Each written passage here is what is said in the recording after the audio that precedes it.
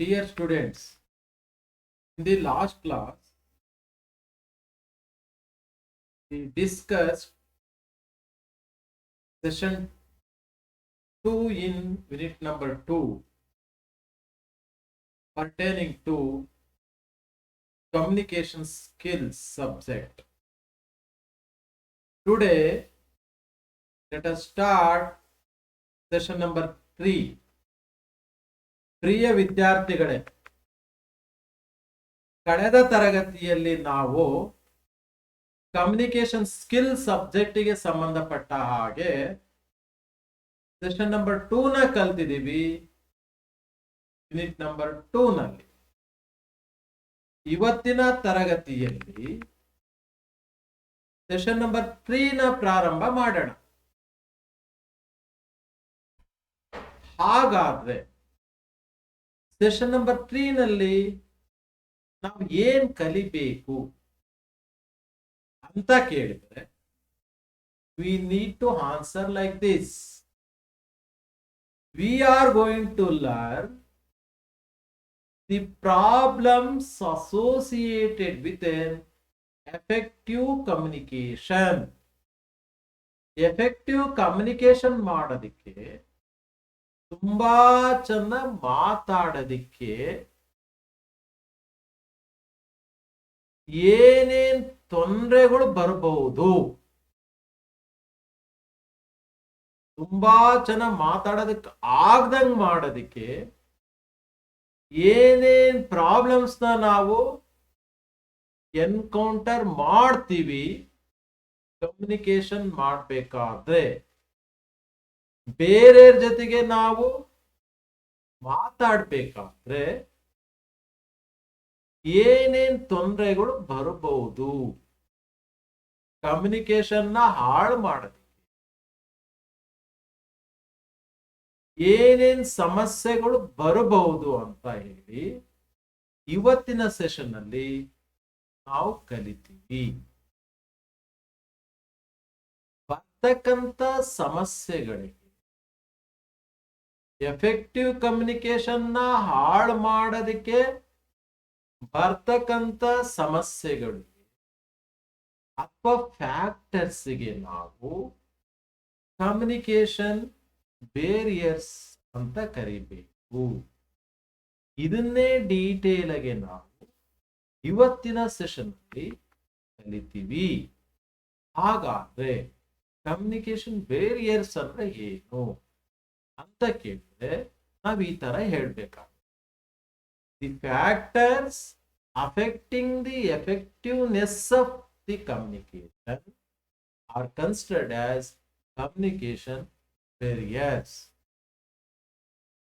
ನಮ್ಮ effective communication ನ ಹಾಳು ಮಾಡೋದಿಕ್ಕೆ ಯಾವ ಯಾವ ಫ್ಯಾಕ್ಟರ್ಸ್ ಕಾಂಟ್ರಿಬ್ಯೂಟ್ ಮಾಡ್ತವೋ ಅಂತ ಎಲ್ಲಾ ಫ್ಯಾಕ್ಟರ್ಸ್ಗೂ ಸಹ ನಾವು ಕಮ್ಯುನಿಕೇಶನ್ ಬೇರಿಯರ್ಸ್ ಅಂತ ಕರಿಬೇಕು.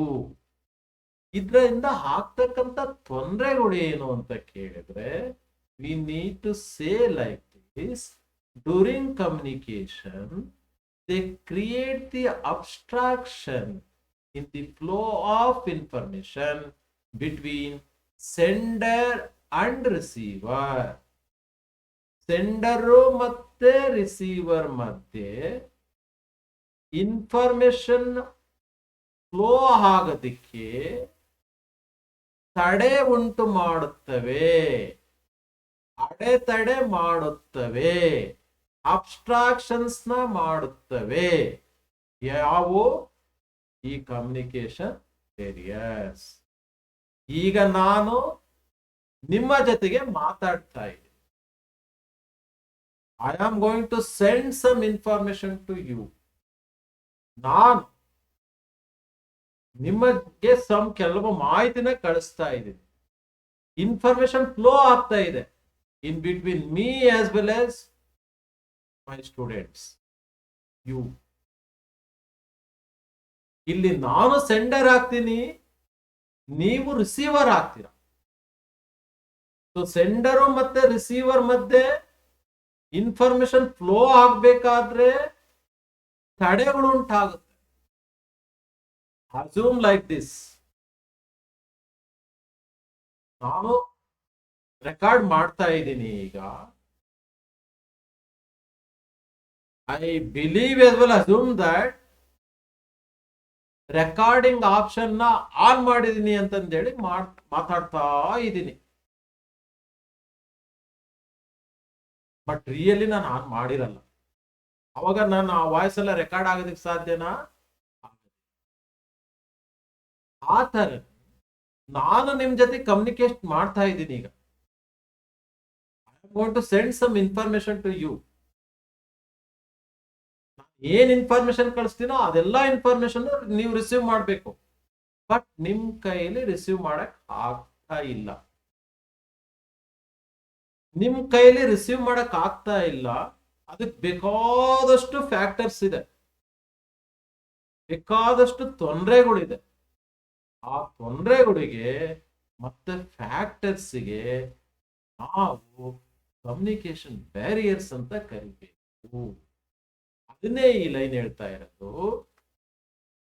These communication barriers create an abstraction in the flow of information between sender and receiver.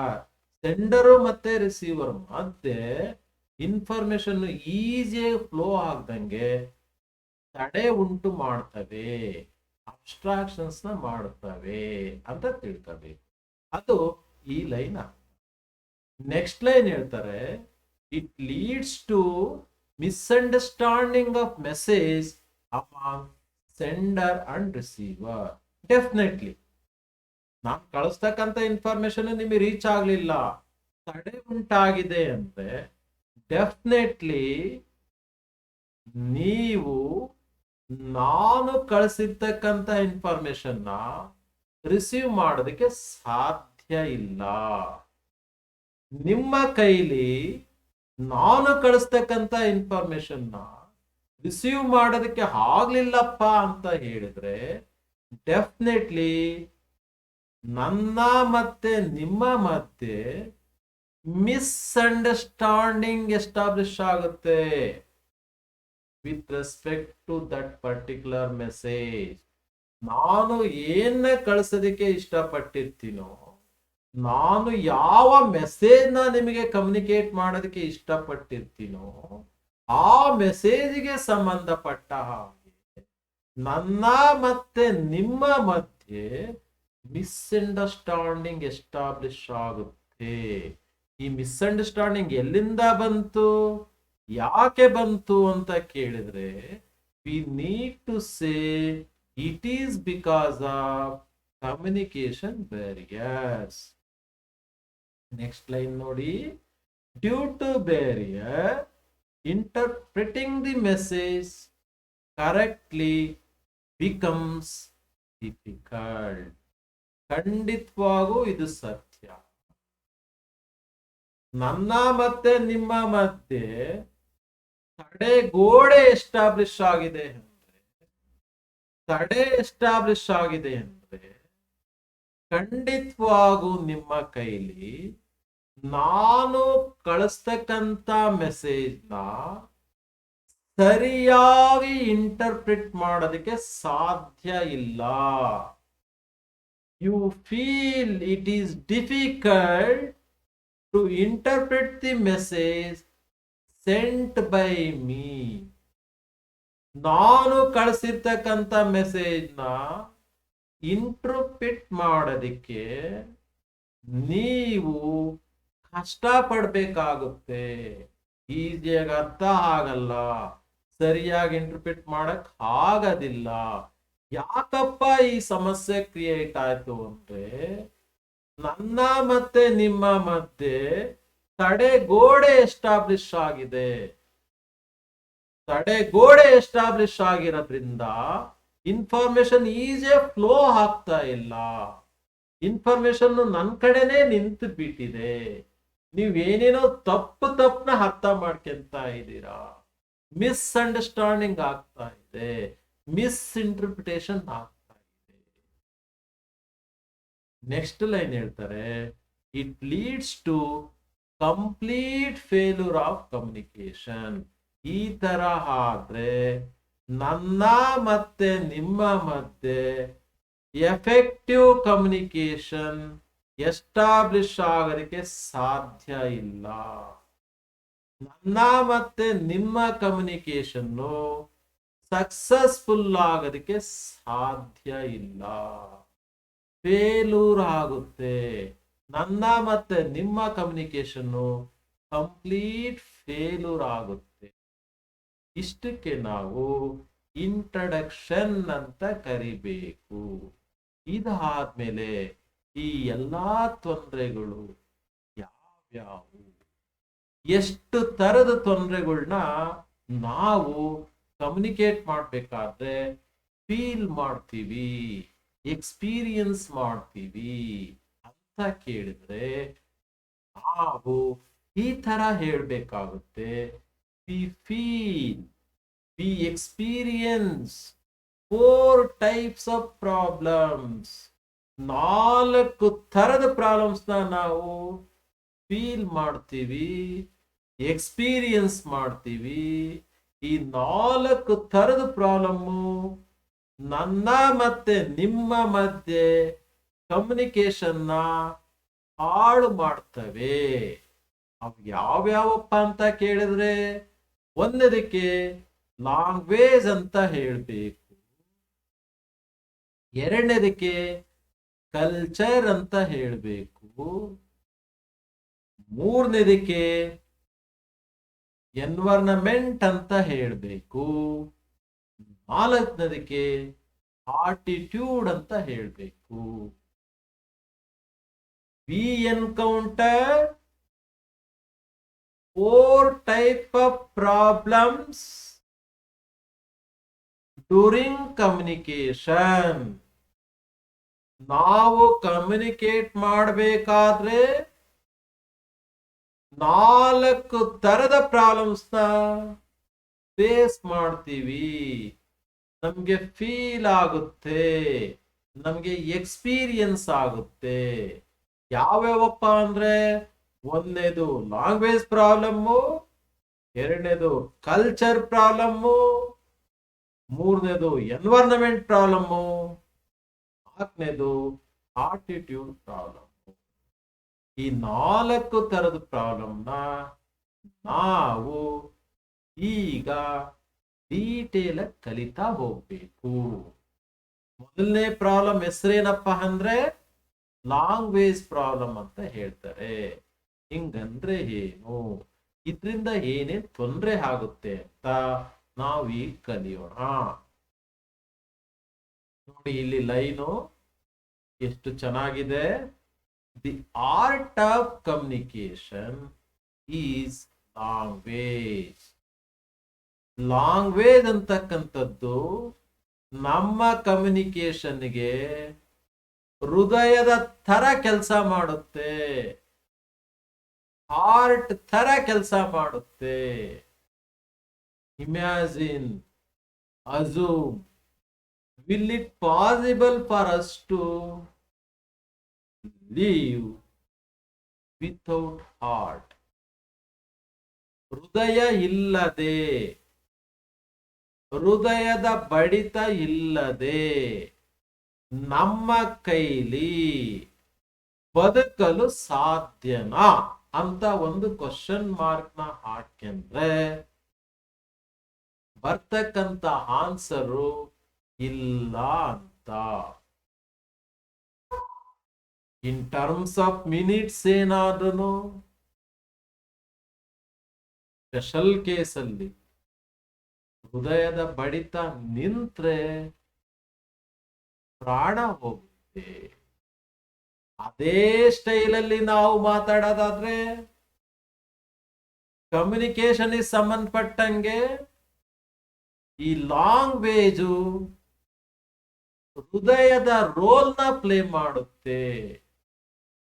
ಮನುಷ್ಯನಿಗೆ ಹೃದಯ ಎಷ್ಟು ಇಂಪಾರ್ಟೆಂಟೋ ಹಾಗೇನೆ ಕಮ್ಯುನಿಕೇಶನ್ಗೆ language important. Without a language, there is no communication in general. General ನಾವು ಮಾತಾಡೋದಾದ್ರೆ ಲಾಂಗ್ವೇಜ್ ಇಲ್ಲಪ್ಪ ಅಂದ್ರೆ ಕಮ್ಯುನಿಕೇಶನ್ ಇಲ್ಲ. ಕಮ್ಯುನಿಕೇಶನ್ ಎಕ್ಸಿಸ್ಟೆನ್ಸ್ ಇದೆ ಅಂದ್ರೆ definitely there must be a language. Hence, language is going to act as an art of this communication. Communication is ಸಂಬಂಧಪಟ್ಟಂಗೆ language art ಆಗಿ ಕೆಲಸ ಮಾಡುತ್ತೆ. ಇದು ಈ ಲೈನ್ ಅರ್ಥ. ನೆಕ್ಸ್ಟ್ ಲೈನ್ ಏನ್ ಹೇಳುತ್ತೆ? If the language used is unfamiliar to the other person, then the message cannot be understood. ತುಂಬಾ ಇಂಪಾರ್ಟೆಂಟ್ ಲೈನು. ನಾನು ಒಬ್ಬ ವ್ಯಕ್ತಿಯ ಜೊತೆಗೆ ಮಾತಾಡ್ಬೇಕಪ್ಪ ಅಂದ್ರೆ ನಾನು ಮಾತಾಡ್ತಕ್ಕಂಥ ವ್ಯಕ್ತಿಗೆ ನಾನು ಬಳಸ್ತಕ್ಕಂಥ ಲ್ಯಾಂಗ್ವೇಜು ಗೊತ್ತಿರಬೇಕು, ಫೆಮಿಲಿಯಾರಿಟಿ ಇರಬೇಕು. If I will speak in Kannada in front of a person who is unfamiliar with Kannada, Kannada language ಗೊತ್ತಿಲ್ಲದೆ ಇರ್ತಕ್ಕಂಥ ವ್ಯಕ್ತಿ ಮುಂದೆ ನಾನು ಕನ್ನಡದಲ್ಲಿ ಮಾತಾಡೋದಕ್ಕೆ ಶುರು ಮಾಡಿದ್ರೆ ಖಂಡಿತವಾಗೂ ನಾನ್ ಹೇಳ್ತಕ್ಕಂಥ ಮೆಸೇಜ್ನ ಆ ವ್ಯಕ್ತಿ ಅರ್ಥ ಮಾಡ್ಕೊಂಬೋದಕ್ಕೆ ಸಾಧ್ಯ ಇಲ್ಲ. ಅದೇ ಈ ಲೈನ್ ಅರ್ಥ. If the language used I am going to use Kannada is unfamiliar to other person, ನಾನು ಕನ್ನಡ ಬಳಸ್ತಾ ಇದ್ದೀನಿ, ನಾನು ಕಮ್ಯುನಿಕೇಟ್ ಮಾಡಕ್ ಹೋಗ್ತಾ ಇರ್ತಕ್ಕಂಥ ಪರ್ಸನ್ ಅದರ್ ಪರ್ಸನ್ಗೆ ಕನ್ನಡ ಅನ್ಫೆಮಿಲಿಯರ್, ಗೊತ್ತಿಲ್ಲ, ಗ್ರಿಪ್ ಇಲ್ಲ, ಏನಾಗುತ್ತೆ? Then the message can not be understood. ನಾನು ಹೇಳ್ತಕ್ಕಂಥ message in Kannada is not possible for this person to understand. ನಾನು ಹೇಳ್ತಕ್ಕಂಥ ಮೆಸೇಜು, ಕನ್ನಡದಲ್ಲಿರ್ತಕ್ಕಂಥ ಮೆಸೇಜು ಈ ಮನುಷ್ಯನಿಗೆ ಅರ್ಥ ಆಗಲ್ಲ. ಇದು ಈ ಲೈನ್ ಅರ್ಥ. ನೆಕ್ಸ್ಟ್ ಏನ್ ಹೇಳ್ತಾರೆ? The following are some of the reasons for language barriers. ನಾವು ಇಲ್ಲಿ ಈಗ ಅರೌಂಡ್ 7 ಕಾರಣಗಳನ್ನ, ರೀಸನ್ಸ್ ನ ಕೊಡ್ತೀವಿ. ಈ ಕಾರಣಗಳಿಂದ ಕಮ್ಯುನಿಕೇಶನ್ ಅನ್ಸಕ್ಸಸ್ಫುಲ್ ಆಗಿದೆ ಅಂತ ಹೇಳ್ಬೇಕು. ಎಫೆಕ್ಟಿವ್ ಕಮ್ಯುನಿಕೇಶನ್ ಮಾಡಕ್ ಆಗಿಲ್ಲ ಅಂತ ಹೇಳ್ಬೇಕು. ಕಮ್ಯುನಿಕೇಶನ್ ಫೇಲ್ಯೂರ್ ಆಗಿದೆ ಅಂತ ಹೇಳ್ಬೇಕಾಗ ಯಾವ್ಯಾವ ರೀಸನ್ ಹಂಗಾದ್ರೆ? ಒಂದೇದು ಹೇಳ್ತಾರೆ unknown language or lack of linguistics ability. Discuss ಮಾಡಿದೀನಿ ಈಗ ತಾನೆ, ಮತ್ತೆ ರಿಪೀಟ್ ಮಾಡ್ತಾ ಇದ್ದಾರೆ ಇಲ್ಲಿ. unknown language, ನನಗೆ ಕನ್ನಡ ಚೆನ್ನಾಗಿ ಗೊತ್ತು, hence I am speaking in Kannada in front of unknown person who does not know Kannada. Assume like this. Athwa a known person to me who is not able to understand Kannada. ನನಗೆ ಕನ್ನಡ ಚೆನ್ನಾಗಿ ಗೊತ್ತು, ಹಾಗಾಗಿ ನಾನು ಕನ್ನಡದಲ್ಲಿ ಮಾತಾಡ್ತಾ ಇದ್ದೀನಿ ಒಬ್ಬ ವ್ಯಕ್ತಿ ಜೊತೆ, ಆ ವ್ಯಕ್ತಿಗೆ ಕನ್ನಡ ಗೊತ್ತಿಲ್ಲ. ಡೆಫಿನೆಟ್ಲಿ ಕಮ್ಯುನಿಕೇಶನ್ ಸಾಧ್ಯ ಇಲ್ಲ, ಆಗೋದಿಲ್ಲ. ಅನ್ನೋನ್ ಲ್ಯಾಂಗ್ವೇಜ್ ಆಗ ಮಾಡಬಾರ್ದು. ಆ ವ್ಯಕ್ತಿಗೆ ಯಾವ ಲಾಂಗ್ವೇಜ್ ಗೊತ್ತಿರುತ್ತೋ ಆ ಲ್ಯಾಂಗ್ವೇಜ್ ಅಲ್ಲಿ ಮೆಸೇಜ್ ಕಳಿಸಿದ್ರೆ ಕಮ್ಯುನಿಕೇಶನ್ ಎಸ್ಟಾಬ್ಲಿಷ್ ಆಗುತ್ತೆ. ಇಲ್ಲಪ್ಪ ಅಂದ್ರೆ next lack of linguistic ability ಅಂದ್ರೆ ಭಾಷಾ ಜ್ಞಾನನೇ ಇಲ್ಲ. ಆ ವ್ಯಕ್ತಿಗೆ ಭಾಷಾ ಜ್ಞಾನನೇ ಇಲ್ಲ ಅಂತ ವ್ಯಕ್ತಿಗೆ ನಾನೇನಾದ್ರೂ ಆ ಭಾಷೆನಲ್ಲಿ ಮೆಸೇಜ್ ನ ಕಳಿಸೋದಕ್ಕೆ ಪ್ರಯತ್ನ ಪಟ್ಟರೆ definitely it is not possible to establish communication. Effective communication ಮಾಡೋದಕ್ಕೆ ಸಾಧ್ಯ ಆಗಲ್ಲ. ಎರಡನೇದು ಹೇಳ್ತಾರೆ ಸಿಮ್ಯಾಂಟಿಕ್ ಬೇರಿಯರ್, ಮೀನಿಂಗ್ ತುಂಬಾ important. Yes, I am speaking in Kannada because I am well of it. I am speaking in Kannada with a person who knows little bit of Kannada. ನಾನೀಗ ಕನ್ನಡದಲ್ಲಿ ಮಾತಾಡ್ತಾ ಇದ್ದೀನಿ, ಒಬ್ಬ ವ್ಯಕ್ತಿಯ ಜೊತೆಗೆ ಮಾತಾಡ್ತಾ ಇದ್ದೀನಿ. ಆ ಮನುಷ್ಯನಿಗೆ ಸುಮಾರು ಕನ್ನಡ ಗೊತ್ತಿದೆ, ಚೆನ್ನಾಗಿ ಕನ್ನಡ ಗೊತ್ತಿಲ್ಲ, ನನ್ನಷ್ಟು ಕನ್ನಡ ಗೊತ್ತಿಲ್ಲ. ಅಂತ ಟೈಮ್ನಲ್ಲಿ ಆ ಮನುಷ್ಯನ ಇತಿಮಿತಿ ಅರ್ಥ ಮಾಡ್ಕೊಂಡು ಆ ಮನುಷ್ಯನಿಗೆ ಗೊತ್ತಿರ್ತಕ್ಕಂಥ ವರ್ಡ್ಸ್ ನ ಬಳಸಿ ಕನ್ನಡದಲ್ಲಿ ಮಾತಾಡಿದ್ರೆ at some extent is are they are able to understand my voice, they are able to understand my message. Instead of that ನಾನು ಕನ್ನಡ ಬಲ್ಲವ, ನನಗೆ ಚೆನ್ನಾಗಿ ಕನ್ನಡ ಗೊತ್ತಿದೆ ಅಂತ ದೊಡ್ಡ ದೊಡ್ಡ ಕ್ರಿಟಿಕಲ್ ಕನ್ನಡ ವರ್ಡ್ಸ್ನೆಲ್ಲ ಹಾಕಿ ಕನ್ನಡದಲ್ಲಿ ಅಂತ ವ್ಯಕ್ತಿ ಜೊತೆ ಮಾತಾಡಿದ್ರೆ ಆ ಮನುಷ್ಯನಿಗೆ ಯಾಕೆಂದ್ರೆ ನಾನು ಬಳಸ್ತಕ್ಕಂಥ ಕನ್ನಡ ವರ್ಡ್ಸ್ಗೆ ಸಂಬಂಧಪಟ್ಟಂತ ಸಿಮ್ಯಾಂಟಿಕ್ಸ್ ಅಥವಾ ಮೀನಿಂಗ್ ಆ ವ್ಯಕ್ತಿಗೆ ಗೊತ್ತಿರಲ್ಲ. ಆ ವ್ಯಕ್ತಿಗೆ ಗೊತ್ತಿಲ್ಲಪ್ಪ ಅಂದ್ರೆ ಡೆಫಿನೆಟ್ಲಿ ಆ ವ್ಯಕ್ತಿ ಆ ಪರ್ಟಿಕ್ಯುಲರ್ ಪದನ ಅಥವಾ ವರ್ಡ್ನ ಅರ್ಥ ಮಾಡ್ಕೊಂಬಲಿಕ್ಕೆ ಸಾಧ್ಯ ಇಲ್ಲ. It also creates A next point ಹೇಳ್ತಾರೆ ಗ್ರಾಮರ್ ಸ್ಟ್ರಕ್ಚರ್. ತುಂಬಾ ಇಂಪಾರ್ಟೆಂಟ್. ನನಗೆ ಕನ್ನಡ ಗೊತ್ತು, ನನಗೆ ಇಂಗ್ಲಿಷ್ ಗೊತ್ತು ಅಂತ ಹೇಳೋದು ಅಷ್ಟೇ ಅಲ್ಲ. ಕನ್ನಡ ಗೊತ್ತು ಅಂದ್ರೆ ಇನ್ ಡೀಟೇಲ್ ಆಗಿ ಕನ್ನಡ ಭಾಷೆನ ಬಳಸಿ ಎಷ್ಟು ಚೆನ್ನಾಗಿ ನಾನು ಮಾತಾಡಬಲ್ಲೆ, ಎಷ್ಟು ಚೆನ್ನಾಗಿ ನಾನು ಬರೀಬಲ್ಲೆ. ನಾನು ಚೆನ್ನಾಗಿ ಕನ್ನಡ ಮಾತಾಡೋದಿಕ್ಕೆ, ಚೆನ್ನಾಗಿ ಕನ್ನಡ ಬರೆಯೋದಿಕ್ಕೆ ಬರೀ ಭಾಷಾ ಜ್ಞಾನ ಅಷ್ಟೇ ಇದ್ರೆ ಸಾಲದು. ಅದ್ರ ಜೊತೆಗೆ ಆ ಭಾಷೆಯ ವ್ಯಾಕರಣನೂ ಇಂಪಾರ್ಟೆಂಟ್ ಆಗುತ್ತೆ, ಗ್ರಾಮರು ಇಂಪಾರ್ಟೆಂಟ್. ಗ್ರಾಮರ್ನ ಬಳಸ್ದಂಗೆ, ವ್ಯಾಕರಣನ ಬಳಸ್ದಂಗೆ ನಾನೇನಾದ್ರೂ ಕಮ್ಯುನಿಕೇಟ್ ಮಾಡೋದಕ್ಕೆ ಪ್ರಯತ್ನ ಪಟ್ರೆ ಅಟ್ ಸಮ್ ಎಕ್ಸ್ಟೆಂಟ್ ಸಕ್ಸೀಡ್ ಆಗಬಹುದು, ಬಟ್ ನಾಟ್ ಎಲ್ಲಾ ಕಾಲದಲ್ಲೂ ಸಕ್ಸೀಡ್ ಆಗಕ್ಕೆ ಸಾಧ್ಯ. ನೆಕ್ಸ್ಟ್ ಹೇಳ್ತಾ ಇದ್ದಾರೆ ಸ್ಟ್ರಕ್ಚರ್ ಅಂತ, ತುಂಬಾ ಇಂಪಾರ್ಟೆಂಟ್. ಸ್ಟ್ರಕ್ಚರ್ ಅಂತ ನೋಡಿ,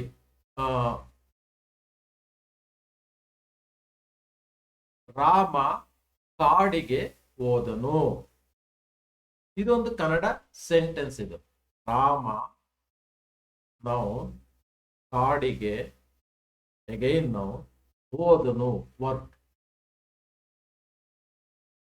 ನಮ್ಮ ಕನ್ನಡ ಲ್ಯಾಂಗ್ವೇಜ್ ಸೆಂಟೆನ್ಸ್ ಸ್ಟ್ರಕ್ಚರ್ ಹೆಂಗಿರುತ್ತಪ್ಪ ಅಂದ್ರೆ ಸಬ್ಜೆಕ್ಟ್, ಆಬ್ಜೆಕ್ಟ್, ವರ್ಬ್. ಇದಕ್ಕೆ ಕನ್ನಡ ಸೆಂಟೆನ್ಸ್ ಸ್ಟ್ರಕ್ಚರ್ ಅಂತ ಕರಿತೀವಿ. SOV ಅಂತ ಹೇಳ್ತೀವಿ ಇದಕ್ಕೆ. ಸಬ್ಜೆಕ್ಟ್ ರಾಮ, ಕಾಡು ಆಬ್ಜೆಕ್ಟ್, ಓದನು ವರ್ಬ್ ಆಗುತ್ತೆ. So subject S, object O, verb V. SOV V. ಇದು ನಮ್ಮ ಕನ್ನಡ ಸೆಂಟೆನ್ಸ್ ಸ್ಟ್ರಕ್ಚರ್. ಇದು SOV ಸ್ಟ್ರಕ್ಚರ್ ಅಲ್ಲಿ ಬರುತ್ತೆ. ಅದಕ್ಕೋಸ್ಕರನೇ ನಾವು ಕನ್ನಡ ಲ್ಯಾಂಗ್ವೇಜ್ ನಾವು ವರ್ಬ್ ಎಂಡಿಂಗ್ ಲ್ಯಾಂಗ್ವೇಜ್ ಅಂತ ಹೇಳ್ತೀವಿ. ಇದೆಲ್ಲದಕ್ಕಿಂತ ಇಂಪಾರ್ಟೆಂಟ್ ಪ್ರೀ ಆರ್ಡರ್ ಲ್ಯಾಂಗ್ವೇಜ್. ನಮ್ಮ ಕನ್ನಡ ತುಂಬಾ ಫ್ಲೆಕ್ಸಿಬಲ್ ಇದೆ. ಪ್ರೀ ಆರ್ಡರ್ ನೋಡಿ, ರಾಮ ಕಾಡಿಗೆ ಹೋದನು ಅರ್ಥ ಆಗುತ್ತೆ. ಕನ್ನಡ ಲ್ಯಾಂಗ್ವೇಜ್ ಯಾರ್ಯಾರಿಗೆ ಅರ್ಥ ಆಗುತ್ತೆ, ಮೋಸ್ಟ್ಲಿ ನನ್ನ 29 ಜನ ಮಕ್ಳಿಗೂ ಅರ್ಥ ಆಗುತ್ತೆ ಅಂತ ನಾನು ಎಕ್ಸ್ಟೆನ್ಸಿವ್ ಕನ್ನಡ ಲ್ಯಾಂಗ್ವೇಜ್ ನ ಬಳಸ್ತಾ ಇದ್ದೀನಿ. ನಿಮ್ಮೆಲ್ಲರಿಗೂ ಅರ್ಥ ಆಗುತ್ತೆ. ರಾಮ ಕಾಡಿಗೆ ಹೋದನು, ನಾನು ಹೇಳಿದೆ SOV ಸಬ್ಜೆಕ್ಟ್ ಆಬ್ಜೆಕ್ಟ್ ವರ್ಬ್ ಅಂತ, ವರ್ಬ್ ಎಂಡಿಂಗ್ ಅಂತ. ಬಟ್ ಇಷ್ಟೇ ಅಲ್ಲ, ಕನ್ನಡ ಲ್ಯಾಂಗ್ವೇಜ್ ನಾವು ಫ್ರೀ ಆರ್ಡರ್ ಅಂತ ಹೇಳ್ತೀವಿ. ಇದೇ ತರ SOV ಅಂತೆಲ್ಲ ಫಿಕ್ಸ್ ಮಾಡಿಲ್ಲ ಕನ್ನಡಗೆ. ಬಟ್ ಇಂಗ್ಲಿಷ್ ಕತೆ ಹಂಗಲ್ಲ, ಅದು ಸ್ಟೋರಿನೇ ಬೇರೆ. ಹೇಳ್ತೀನಿ ಈಗಲೇ ನೋಡಿ. ಎಕ್ಸಾಂಪಲ್, ನೀವು ರಾಮ ಕಾಡಿಗೆ ಹೋದನು, ನಿಮ್ಗೆ ಅರ್ಥ ಆಯ್ತು. ಹಾಗೇನೆ ಓದನು ರಾಮ ಕಾಡಿಗೆ, ಈಗಲೂ ಅರ್ಥ ಆಯ್ತು ನಿಮ್ಗೆ. ಓದನು ರಾಮ ಕಾಡಿಗೆ. ಇಲ್ಲಿ ನೋಡಿ, ವರ್ಬ್ ನ ಫಸ್ಟ್ ಯೂಸ್ ಮಾಡ್ತಾ ಇದ್ದೀನಿ, ಸಬ್ಜೆಕ್ಟ್ ನ ಮಧ್ಯೆ ಯೂಸ್ ಮಾಡ್ತಾ ಇದ್ದೀನಿ, ಆಬ್ಜೆಕ್ಟ್ ನ ಲಾಸ್ಟಿಗೆ ಯೂಸ್ ಮಾಡ್ತೀನಿ. ಆದ್ರೂ ಸಿಮ್ಯಾಂಟಿಕ್ಸ್ ಚೇಂಜ್ ಆಗಲ್ಲ. ನನ್ನ ಕನ್ನಡ ಲ್ಯಾಂಗ್ವೇಜ್ ಗ್ರೇಟ್ನೆಸ್ ಅದು. Basically we must love this. ನಮ್ಮ ಇಂಗ್ಲಿಷ್ ಲ್ಯಾಂಗ್ವೇಜ್ ನಲ್ಲಿ ಇದು ಸಾಧ್ಯ ಇಲ್ಲ. ಅದಕ್ಕೆ ನಾವು ನಮ್ಮ ಕನ್ನಡನ ಪ್ರೀ ವರ್ಡ್ ಆರ್ಡರ್ ಲ್ಯಾಂಗ್ವೇಜ್ ಅಂತ ಹೇಳ್ತಾ ಇದ್ದೀವಿ. ರಾಮ ಕಾಡಿಗೆ ಹೋದನು, ಈಗಲೂ ಅರ್ಥ ಆಯ್ತು ನಿಮಗೆ. ಓದನು ರಾಮ ಕಾಡಿಗೆ, ಈಗಲೂ ಅರ್ಥ ಆಯ್ತು ನಿಮಗೆ. ಇನ್ನ ಒಂಥರ ಹೇಳ್ತೀನಿ, ಇದೇನು, ಕಾಡಿಗೆ ಓದನು Rama. You can say this also. ಕಾಡಿಗೆ ಓದನು ರಾಮ. ನೋಡಿ ಇಲ್ಲಿ, ಕಾಡಿಗೆ ಓದನು ರಾಮ, ಈಗಲೂ ಅರ್ಥ ಆಯ್ತು. ಪ್ರೀ ವರ್ಡ್ ಆರ್ಡರ್ ಲ್ಯಾಂಗ್ವೇಜ್ ನಮ್ಮ ಕನ್ನಡ. ಇಂಗ್ಲಿಷ್ ಹಂಗ್ ಸಾಧ್ಯನೇ ಇಲ್ಲ, ಮೀನಿಂಗ್ ಹಾಳಾಗೋಗುತ್ತೆ. ಇದಕ್ಕೆ ಫಿಕ್ಸ್ಡ್ ವರ್ಡ್ ಆರ್ಡರ್ ಲ್ಯಾಂಗ್ವೇಜ್ ಅಂತ ಕರಿತೀವಿ. ಇಲ್ಲಿ ಸಬ್ಜೆಕ್ಟ್ ಫಸ್ಟ್ ಬರಬೇಕು, ವರ್ಬ್ ಮಧ್ಯೆ ಬರಬೇಕು, ಆಬ್ಜೆಕ್ಟ್ ಲಾಸ್ಟಿಗೆ ಬರಬೇಕು ಅಂತ ಒಂದು ಸ್ಟ್ರಕ್ಚರ್ ಕೊಟ್ಟಿರ್ತಾರೆ ಲ್ಯಾಂಗ್ವೇಜ್. ಹಂಗೆ ಬಳಸ್ಕೋಬೇಕು. ನೋಡಿ ಇಲ್ಲಿ ರಾಮ ಕಾಡಿಗೆ ಹೋದನು ಹೆಂಗ್ ಹೇಳ್ತೀರಾ ನೀವು ಇಂಗ್ಲಿಷ್ ಅಲ್ಲಿ? Rama went to forest. Rama went to forest. ಏನು ಮಾಡಕ್ ಸಾಧ್ಯ ಇಲ್ಲ ಇನ್ನೊಂದು ಲೈನ್ ಬಿಟ್ರೆ. ಇನ್ನೇನೇ ಮಾಡಕ್ ಕೊಟ್ರು ನಮ್ಮ ಕನ್ನಡ ಲ್ಯಾಂಗ್ವೇಜ್ ಹಂಗೆ ತಪ್ಪು ಅರ್ಥ ಬಂದ್ಬಿಡುತ್ತೆ ಇಂಗ್ಲಿಷ್ಗೆ. I can't say forest went Rama, ಸಾಧ್ಯ ಇಲ್ಲ, ತಪ್ಪು, ಇಂಗ್ಲಿಷ್ ಬರಲ್ಲ ಅಂತ ಹೇಳ್ತಾರೆ. ಫಾರೆಸ್ಟ್ ವೆಂಟ್ ಟು ರಾಮ ಅಂದ್ರೆ ತಪ್ಪು ಅಂತ ಹೇಳ್ತಾರೆ. ಅಥವಾ ವೆಂಟ್ ರಾಮ ಫಾರೆಸ್ಟ್ ಅಂದ್ರೆ ತಪ್ಪು ಅಂತಾರೆ. ನಮ್ ಕನ್ನಡದಲ್ಲಿ ಇದೆಲ್ಲ ಸರಿ ಇತ್ತು, ಕರೆಕ್ಟ್ ಆಗಿತ್ತು. ಅದಕ್ಕೆ ನಾವು ಅದನ್ನ ಪ್ರೀ ವರ್ಡ್ ಆರ್ಡರ್ ಲ್ಯಾಂಗ್ವೇಜ್ ಅಂತೀವಿ. ಇಂಗ್ಲಿಷ್ ನ ಫಿಕ್ಸ್ಡ್ ವರ್ಡ್ ಆರ್ಡರ್ ಲ್ಯಾಂಗ್ವೇಜ್ ಅಂತ ಕರಿತೀವಿ. ಫಿಕ್ಸ್ಡ್ ವರ್ಡ್ ಅಂದ್ರೆ ಸಬ್ಜೆಕ್ಟ್ ಬರಲೇಬೇಕು, ಅದಾದ್ಮೇಲೆ ವರ್ಬ್ ಬರಬೇಕು, ಅದಾದ್ಮೇಲೆ ಆಬ್ಜೆಕ್ಟ್ ಬರಬೇಕು. So sentence structure of on English is subject verb object. ಅಂದ್ರೆ SVO ಅಂತ ಹೇಳ್ತಾರೆ. ಕನ್ನಡ ಹಂಗಲ್ಲ, ಕನ್ನಡ ಫ್ಲೆಕ್ಸಿಬಲ್ ಇದೆ. Kannada free word order language. ಆ ಸೆಂಟೆನ್ಸ್ ನ ನೀನ್ 4 ತರ ಹೇಳಿದ್ರು 4 ಮೀನಿಂಗ್ ಫುಲ್ ಸೆಂಟೆನ್ಸ್ ಬರುತ್ತೆ. ಅದನ್ನ ಅರ್ಥ ಮಾಡ್ಕೋಬೇಕು ನಾವು. We are going to get 4 meaningful sentence. ಓದನು ರಾಮ ಕಾಡಿಗೆ, ಕರೆಕ್ಟ್ ಅರ್ಥ ಬರುತ್ತೆ. ಕಾಡಿಗೆ ಓದನು ರಾಮ, ಮತ್ತೆ ಕರೆಕ್ಟ್ ಅರ್ಥ ಬರುತ್ತೆ. ಈ ತರ ಇನ್ನ 2 ಪಾಸಿಬಿಲಿಟೀಸ್ ನಲ್ಲಿ ನೀವು ಆ 3 ವರ್ಡ್ ನ ಯೂಸ್ ಮಾಡಿದ್ರು ಕರೆಕ್ಟ್ ಮೀನಿಂಗ್ ಬರುತ್ತೆ. But it is not possible in English. Hence English is a fixed word order language, versus Kannada is a free word order language. Words ನ ಎಲ್ಲಿ ಬೇಕಾದ್ರೂ ಯೂಸ್ ಮಾಡ್ಬೋದು. At some extent meaning change ಆಗಲ್ಲ. ಈಗ ನಾನು ಏನ್ ಹೇಳಿದೆ ಇದೆಲ್ಲದಕ್ಕೂ ಸಹ ನಾವು ಸ್ಟ್ರಕ್ಚರ್ ಅಂತ ಕರಿಬೇಕು. ಈ ಸ್ಟ್ರಕ್ಚರ್ ಪೊಟೆನ್ಷಿಯಲ್ ಗೊತ್ತಿಲ್ಲ ಅಂದ್ರೆ, ಗ್ರಾಮರು ಚೆನ್ನಾಗಿ ಗೊತ್ತಿಲ್ಲ ಅಂದ್ರೆ ಕಮ್ಯುನಿಕೇಟ್ ಮಾಡೋದು ಕಷ್ಟ, ಕಮ್ಯುನಿಕೇಶನ್ ಹಾಳ. ನೆಕ್ಸ್ಟ್ ಹೇಳ್ತಾರೆ ಇಂಪ್ರಾಪರ್ ಇಂಟೋನೇಷನ್. ಈ ವರ್ಡ್ ಅನ್ನ ನಾವು ನೋಡಿದೀವಿ, ವೆರಿ ಫಸ್ಟ್ ಮಿನಿಟ್ ಅಲ್ಲೇ ನೋಡಿದೀವಿ. ನನ್ನ ವಾಯ್ಸ್ ಬರ್ತಾ ಇದೆಯಲ್ಲ, ಈಗ ನನ್ನ ಮಾತು ಬರ್ತಾ ಇದೆಯಲ್ಲ, ಏ ರೀತಿ ಇರುತ್ತೆ. ನಾನು ಎಷ್ಟು ಚೆನ್ನಾಗಿ ಹೇಳ್ದೆ ನೋಡಿ, ಓದನು ರಾಮ ಕಾಡಿಗೆ. ನೋಡಿ, ವಾಯ್ಸ್ ನ ನೋಡಿ, ನನ್ನ ಫೇಶಿಯಲ್ ಎಕ್ಸ್ಪ್ರೆಷನ್ ನ ನೋಡಿ, ನನ್ನ ಹ್ಯಾಂಡ್ ಯೂಸೇಜ್ ನ ನೋಡಿ. ಓದನು ರಾಮ ಕಾಡಿಗೆ, ರಾಮ ಕಾಡಿಗೆ ಓದನು. ವಾಯ್ಸ್ ಇಂಟೋನೇಷನ್ ನೋಡಿ. ಇಂಟೋನೇಷನ್ ತುಂಬಾ ಮೆಲೋಡಿಯಸ್ ಆಗಿದ್ರೆ, ತುಂಬಾ ನೀಟಾಗಿ ಹಿತವಾಗಿದ್ರೆ ಕೇಳರಿಗೆ ಕಮ್ಯುನಿಕೇಶನ್ ತುಂಬಾ ಎಫೆಕ್ಟಿವ್ ಆಗಿರುತ್ತೆ. ಅದು ಇಂಪ್ರಾಪರ್ ಆಗಿದ್ರೆ, ಕರೆಕ್ಟ್ ಆಗಿ ಇಂಟೋನೇಷನ್ ಯೂಸ್ ಮಾಡ್ಲಿಲ್ಲಪ್ಪ ಅಂದ್ರೆ ಕಮ್ಯುನಿಕೇಶನ್ ಹಾಳಾಗೋಗುತ್ತೆ. ಇದು ಒಂದು ರೀಸನ್ ಆಗುತ್ತೆ. ಇನ್ನ ಒಂದು ಇಂಪಾರ್ಟೆಂಟ್, ನಾನು ಫೇಲ್ ಆಗ್ತೀನಿ ಇಲ್ಲಿ.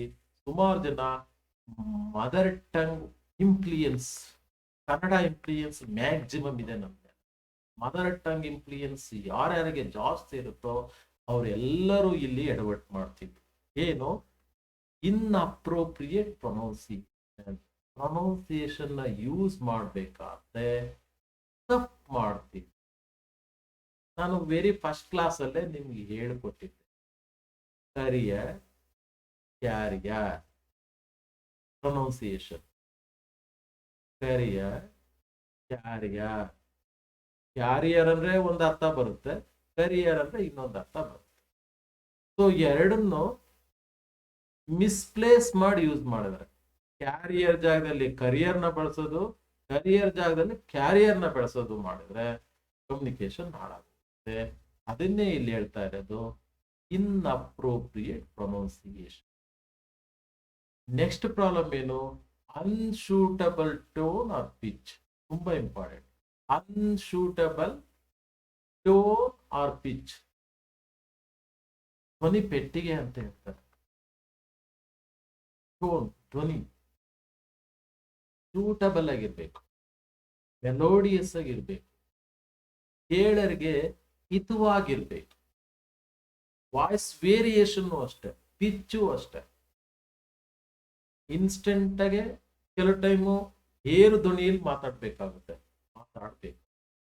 ಕೆಲವು ಟೈಮು ಸ್ಲೋ ವಾಯ್ಸ್ ಅಲ್ಲಿ ಮಾತಾಡ್ಬೇಕು. ಸೊ ಸೂಟಬಲ್ ಬಳಸಿ, ಅವಾಗ ಕಮ್ಯುನಿಕೇಶನ್ ಸರಿ ಆಗುತ್ತೆ. ಇಲ್ಲಿ ಎಡವಟ್ಟಾಗುತ್ತೆ. ಮ್ಯಾಕ್ಸಿಮಮ್ ಟೈಮ್ಸ್ ಕಮ್ಯುನಿಕೇಟ್ ಮಾಡ್ಬೇಕಾದ್ರೆ ಇಲ್ಲಿ ತೊಂದರೆ ಆಗುತ್ತೆ, ಎಡವಟ್ಟಾಗುತ್ತೆ. ಎಡವಟ್ಟಾಯ್ತಪ್ಪ ಅಂದ್ರೆ ಕಮ್ಯುನಿಕೇಶನ್ ಹಾಳಾಗುತ್ತೆ. ಲಾಸ್ಟ್ ರೀಸನ್ ಹೇಳ್ತಿದ್ದಾರೆ, excessive or improper or inappropriate use of jargon, acronyms and abbreviation. ತುಂಬಾ ಇಂಪಾರ್ಟೆಂಟ್ ಇದು. ನೀವೆಲ್ಲ ಡಿಪ್ಲೊಮೊ ಇನ್ ಕಂಪ್ಯೂಟರ್ ಸೈನ್ಸ್, ನಾನು computer science faculty.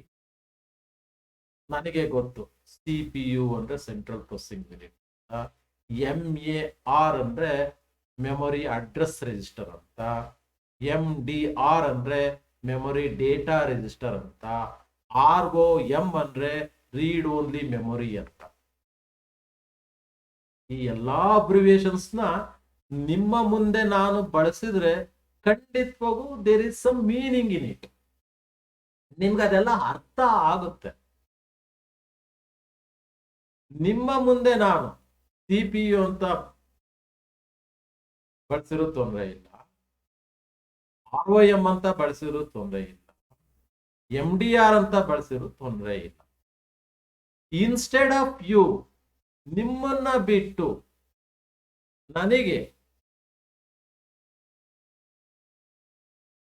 PUC HEPS history, economics, political science and social study ಮಕ್ಕಳಿಗೆ ಪಾಠ ಮಾಡಿ ಅಂತ ಕಳಿಸಿದ್ದಾರೆ.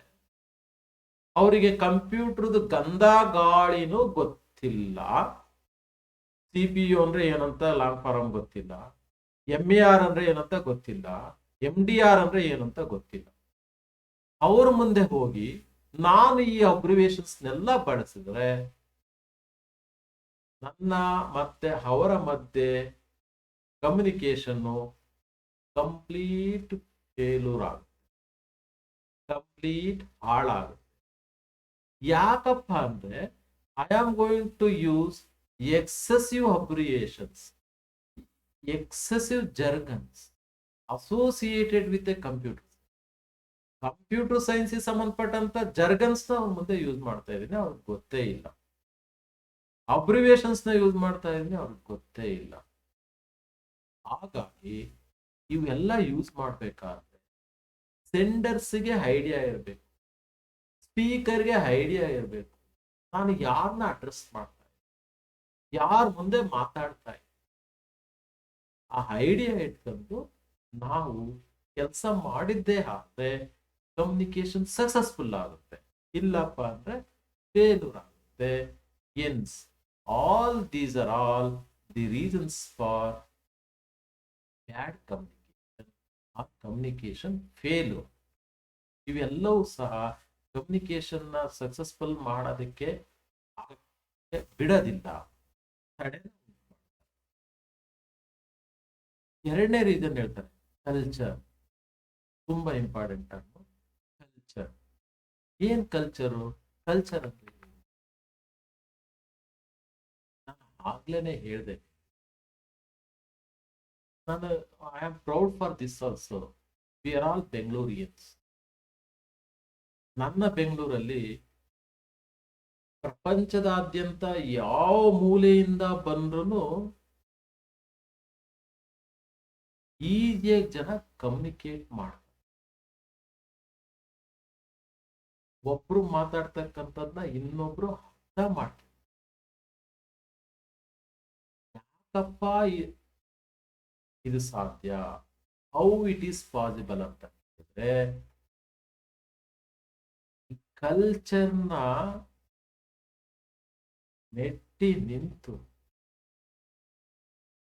ಯಾವ ಕಲ್ಚರ್ ಮತ್ತು ಯಾರೋ ಒಬ್ರು ಫ್ರೆಂಚ್ ವಾಲಾ ಬರ್ತಾರೆ, ಫ್ರೆಂಚ್ ಪರ್ಸನ್ ಬರ್ತಾರೆ, ಅಥವಾ ಜರ್ಮನ್ ಪರ್ಸನ್ ಬರ್ತಾರೆ, ಜಪಾನೀಸ್ ಬರ್ತಾರೆ. They are able to stay in Bangalore for months together to work. How it is possible ಅಂದ್ರೆ,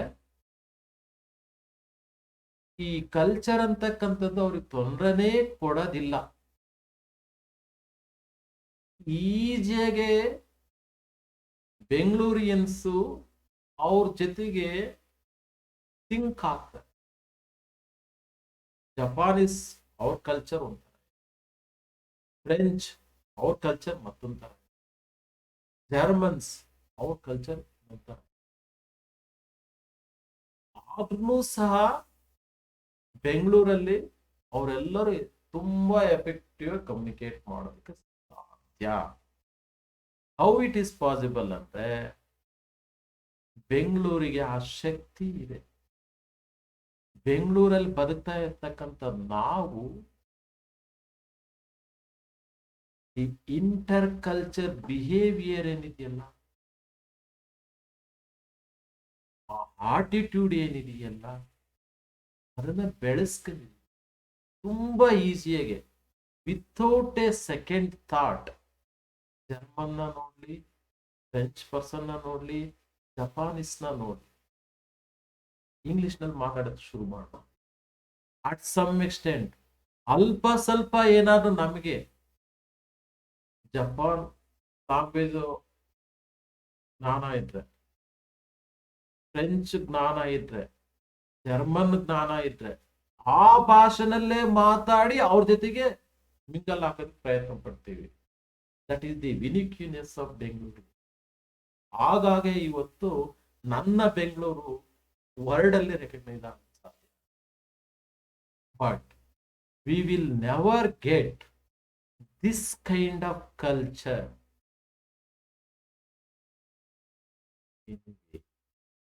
ಎಲ್ಲಾ ಕಡೆನೂ ಈ ಕಲ್ಚರ್ ಸಿಗೋದಕ್ಕೆ ಸಾಧ್ಯ. ಕೆಲವು ಕಡೆ ಎಲ್ಲ ನಾವು ನೋಟಿಸ್ ಮಾಡ್ತೀವಿ, ಭಾಷಾ ಅಂಧಾಭಿಮಾನ ಇರುತ್ತೆ. ಭಾಷಾ ಅಭಿಮಾನ ಇರಬೇಕು. I am proud to be an a Kannadiga. ಎಲ್ಲಿ ಬೇಕಾದ್ರೂ ಹೇಳ್ಕೊಂತೀನಿ, ನಾನು ಧೈರ್ಯವಾಗಿ ಹೇಳ್ಕೊಂತೀನಿ, ನಮಸ್ತೆ ಅಂತ ಹೇಳ್ತೀನಿ. ನಾನು ನನಗೆ ನಾಚಿಕೆ ಇಲ್ಲ. I am proud to be an a Kannadiga. But I will never impose this others. It is my culture, ಅದು ನನ್ನ ಕಲ್ಚರ್. ಬಟ್ ಕೆಲವು ಕಡೆ ಹಿಂಗಾಗಲ್ಲ, ಭಾಷಾ ಅಂಧಾಭಿಮಾನ ಇರುತ್ತೆ. even though they know English,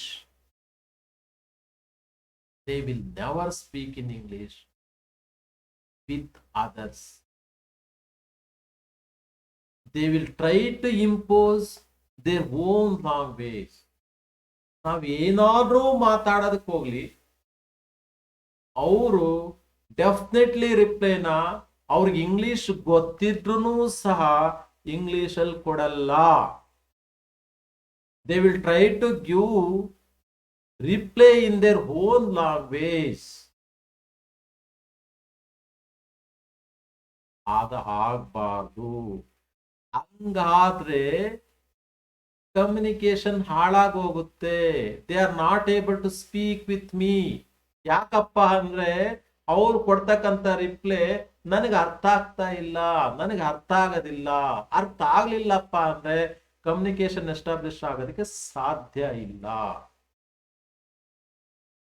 Hence, culture will play a major role in effective communication.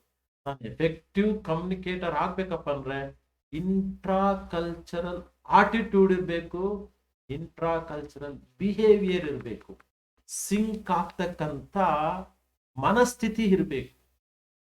Definitely we can do wonders.